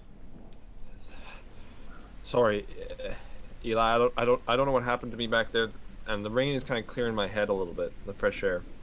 Ah, Teddy, it's okay. That's not like, what the hell was that? Whatever we Never need seen a picture of anything it like to prove to Edmund what it was we saw. You can go in there and take a picture. You're saying we want to go back in there? We need a picture. We need evidence. We need to find it for Mary. What? Why don't we just kill the thing?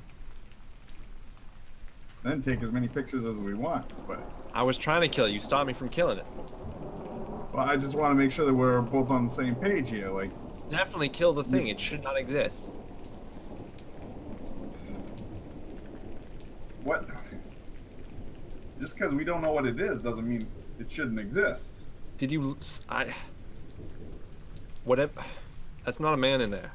No, maybe it's like some fucking naked bear thing. I don't Some know. naked bear thing. Did you see the way his eyes? He was moving through the walls like a snake.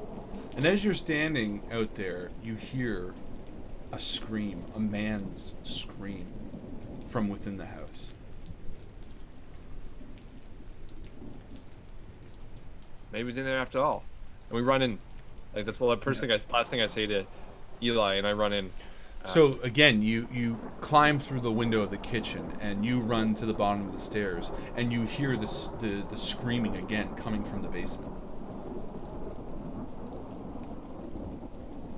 Eli, I need your gun, please hurry. And I'm calling to him as I see the light flickering through the lights. I'm kind of just running on adrenaline as I'm ahead of him going down the stairs. And the lights flash. Hurry, Eli, we need the gun. As you open the basement Teddy, door, get behind me. as you open the basement door, the smell and the warmth of the basement wafts in your face. An iron-rich smell of blood and bile, and it washes over you. And from the basement, you hear the screams louder, but you also hear the wet sounds of eating, the slapping of a jaw. So I kind of grab my weapon, whatever it is, my rebar. I stand beside him, one step at a time. We gotta get to the bottom of this. We gotta get out of here because we gotta find Mary. You begin walking down the steps as the sounds become louder. The rain outside pelting the roof, the thunder echoing in the distance. And step by step, the smell becomes stronger and the sound becomes louder until it sounds like someone is eating raw meat only feet away from you. The penlight flickers shadows across the floor as you approach the basement. Roll a dexterity for whoever is in the front.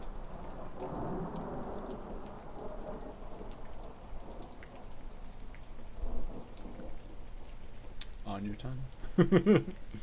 I imagine you're in front. Yeah. All right. You said you was. I was at first, and then I was like, okay, but you're right. Yes. Wow. Okay, so that's a critical success. So you go to step down and you hover your foot, and you see that while the board looks perfectly usable, you can see right away that it is almost any pressure away from breaking, and you skip over it. Warning, Kane behind you. You can say. Watch that step.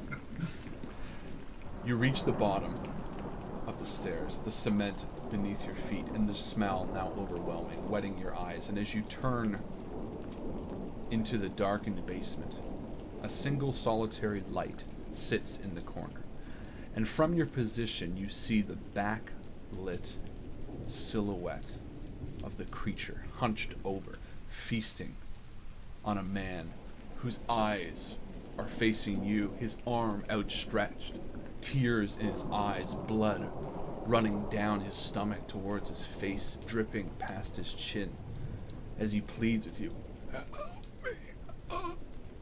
The creature gnaws viciously and looks at you. It sits in what looks to be a nest, a circle of clothing and debris and human body parts, flesh. It sits tightly in the corner on an angle and looks at you almost with disinterest and turns back to the man continually eating his organs. I want to shoot the man in the head.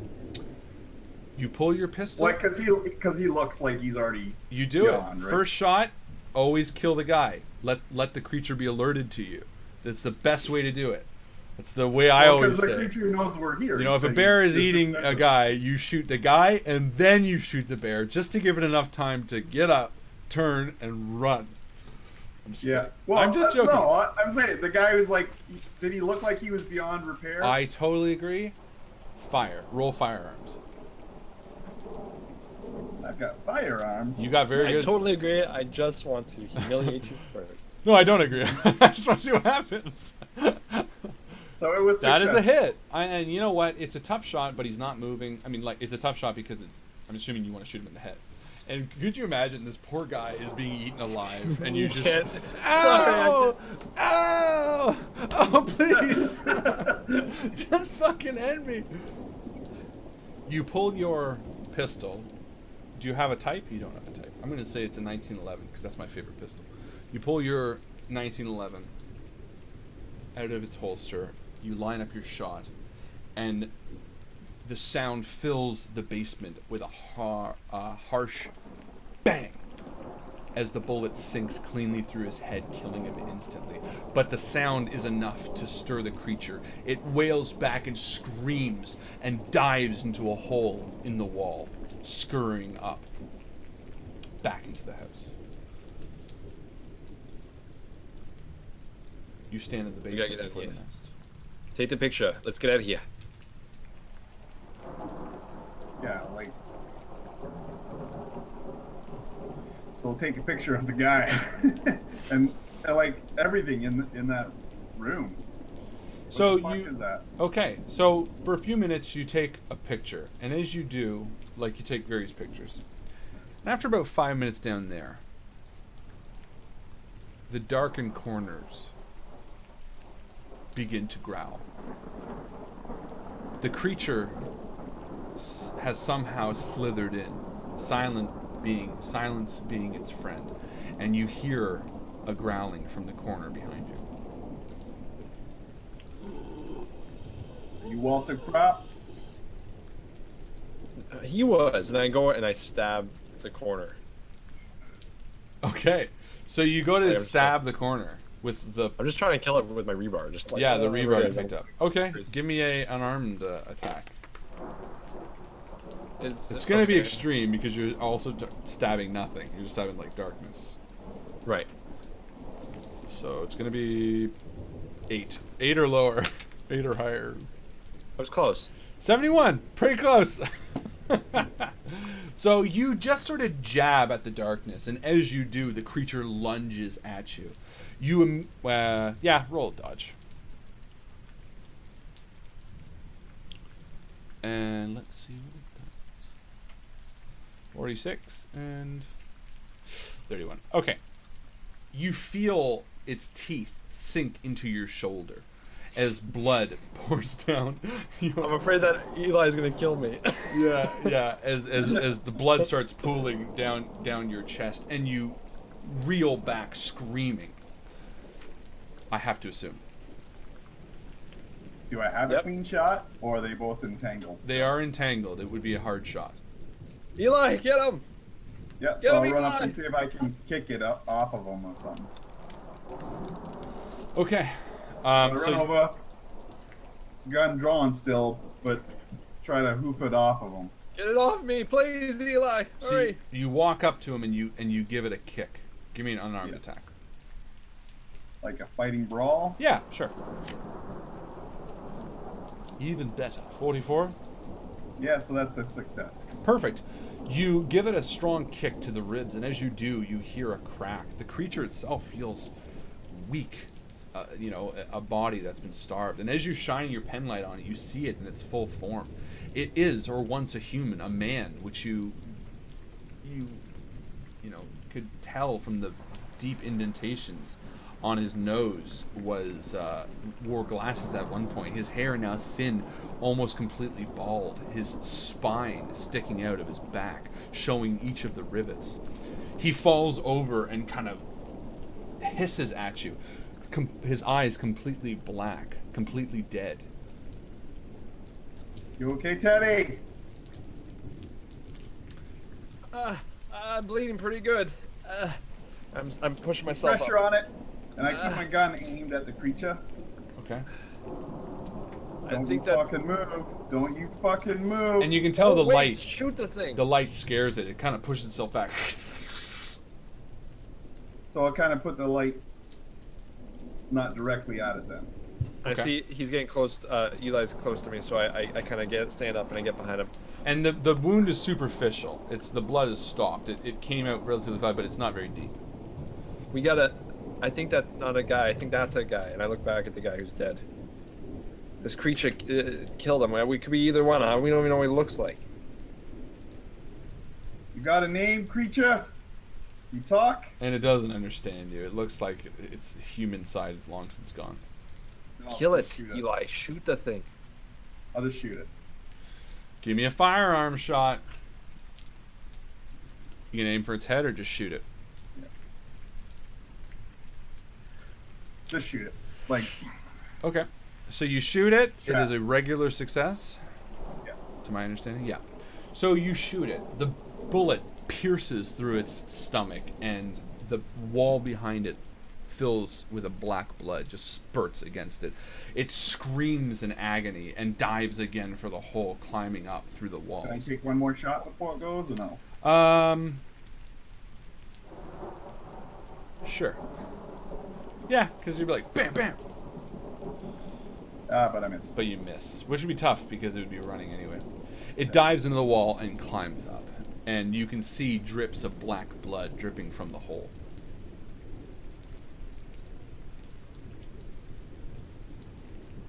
I go over to the dead body, or the body who's been is dead, and I look him over. Does he fit the description or anything that everyone described? You never asked what he looked like, but this guy looks like kind of a bit of a thug, and You say it's probably one of Edwin's men. And in fact, the other body parts that make up the nest, so to speak, look very similar in stature. As very difficult as that would be to see. But you do see clothes sort of strewn about, a hat and such. So, gonna look for any identification, that sort of thing. So you give me a spot hidden. Anything that would identify these gentlemen? No. Okay. The nest itself is just riddled with blood and feces, and it looks like this creature, this once creature, just gathered as much as it could in this house and piled it in this corner to call its home. And in fact, as you're looking at it, you notice there are bird holes in it that look like they would actually lead inside of it too, deeper inside the nest as well.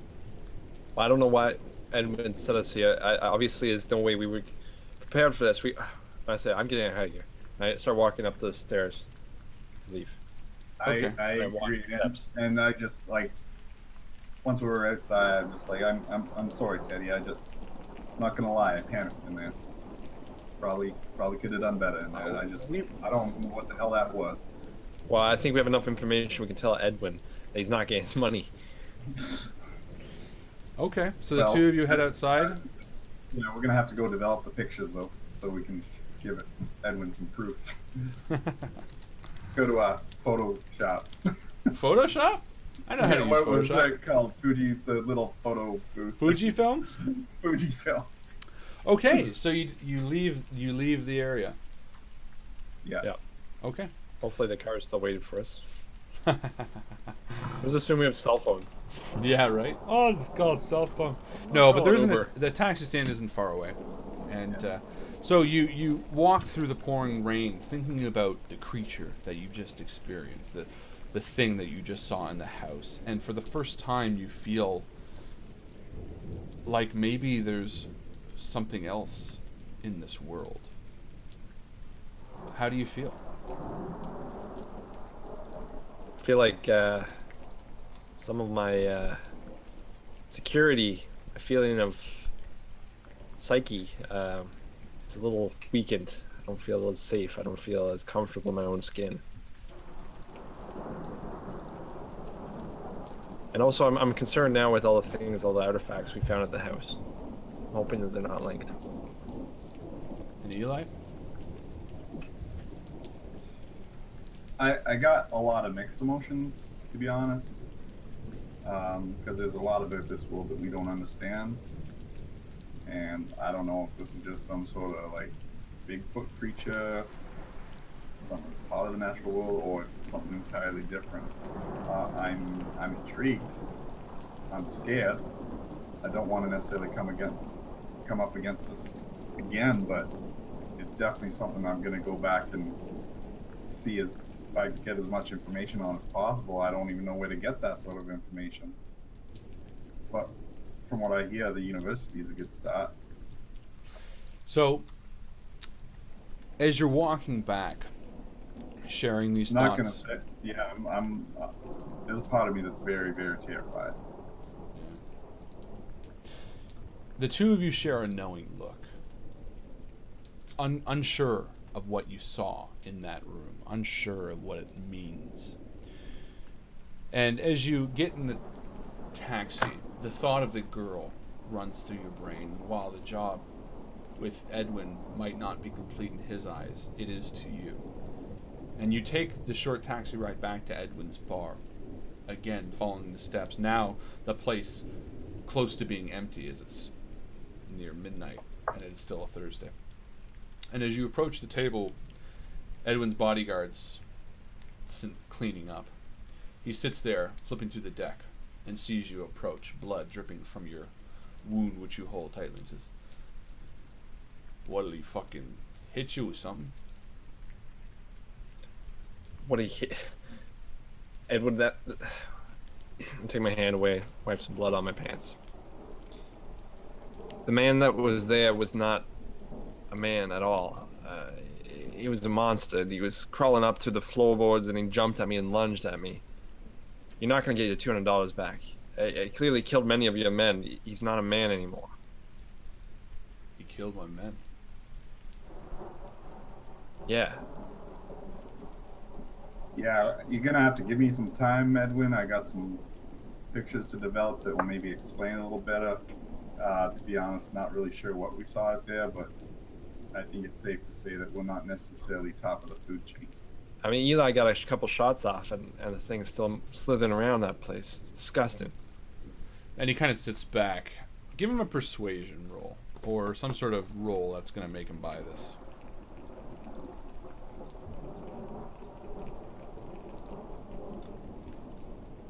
Persuasion. And your persuade's 50, isn't it? 60. 60. Oh, successful. I said, listen, why do you think I'm bleeding? Look at these teeth marks. Teeth marks in my neck right here. I show him. And he looks I at say, it. He did that.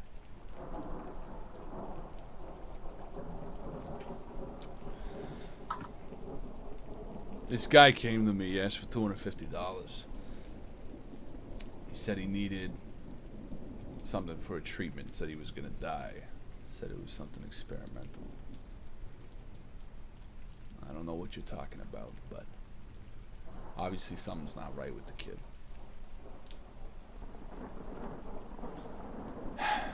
Fair enough.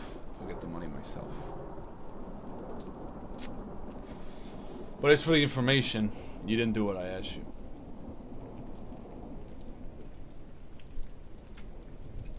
We let you know, Edmund. Surely this is worth something. I mean, we risked our life, Edmund. Edmund clearly is important to us, and we tried. I'm begging you, this little girl's life. As I said, Edwin, take some time to think about it.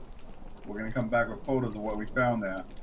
and you're not gonna like what you see, but not because we didn't do what we were supposed to do. Because you're gonna see there was no way that we could have done what you asked us to do. No one could have. It's not that he believes you. You can tell from the get-go when he led you to that back room that he was already going to give the information willingly, and that he thought he could kind of get a benefit of this.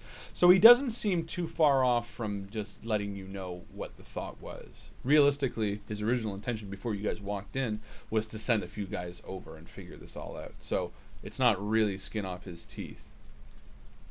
Is that the way to say it? So why don't you try another persuasion roll or any sort of roll that you think might be beneficial here. Go for it this time, Eli. All right. Listen, Edwin. There's a girl. We need to save a girl.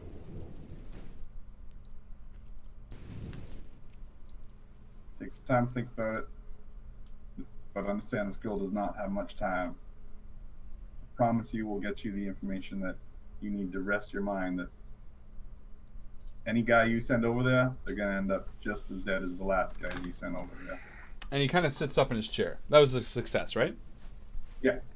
And he leans forward, flicking through the chips in his hand. How old is this girl that you're looking for?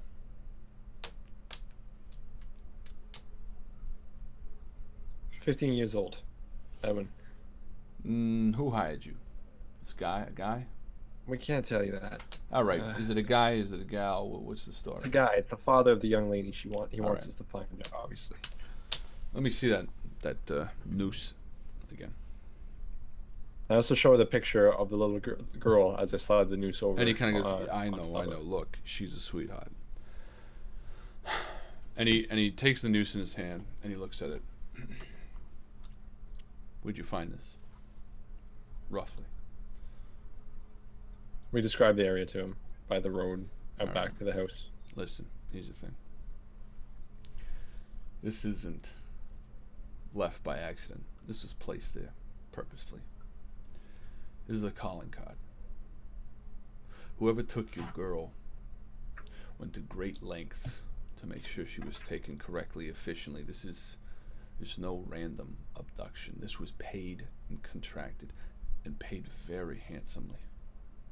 This guy, I've heard about him. He uses a garrote to kill people. He does anything so long as you're willing to pay. And I can tell you right now, whatever your client told you, it is not the whole truth. Nobody, and I mean nobody, has this guy come after you. Unless you've done something very bad. I suggest you go back and get the full story. Because no one gets a call from the butcher unless they deserve it. And we're going to end there.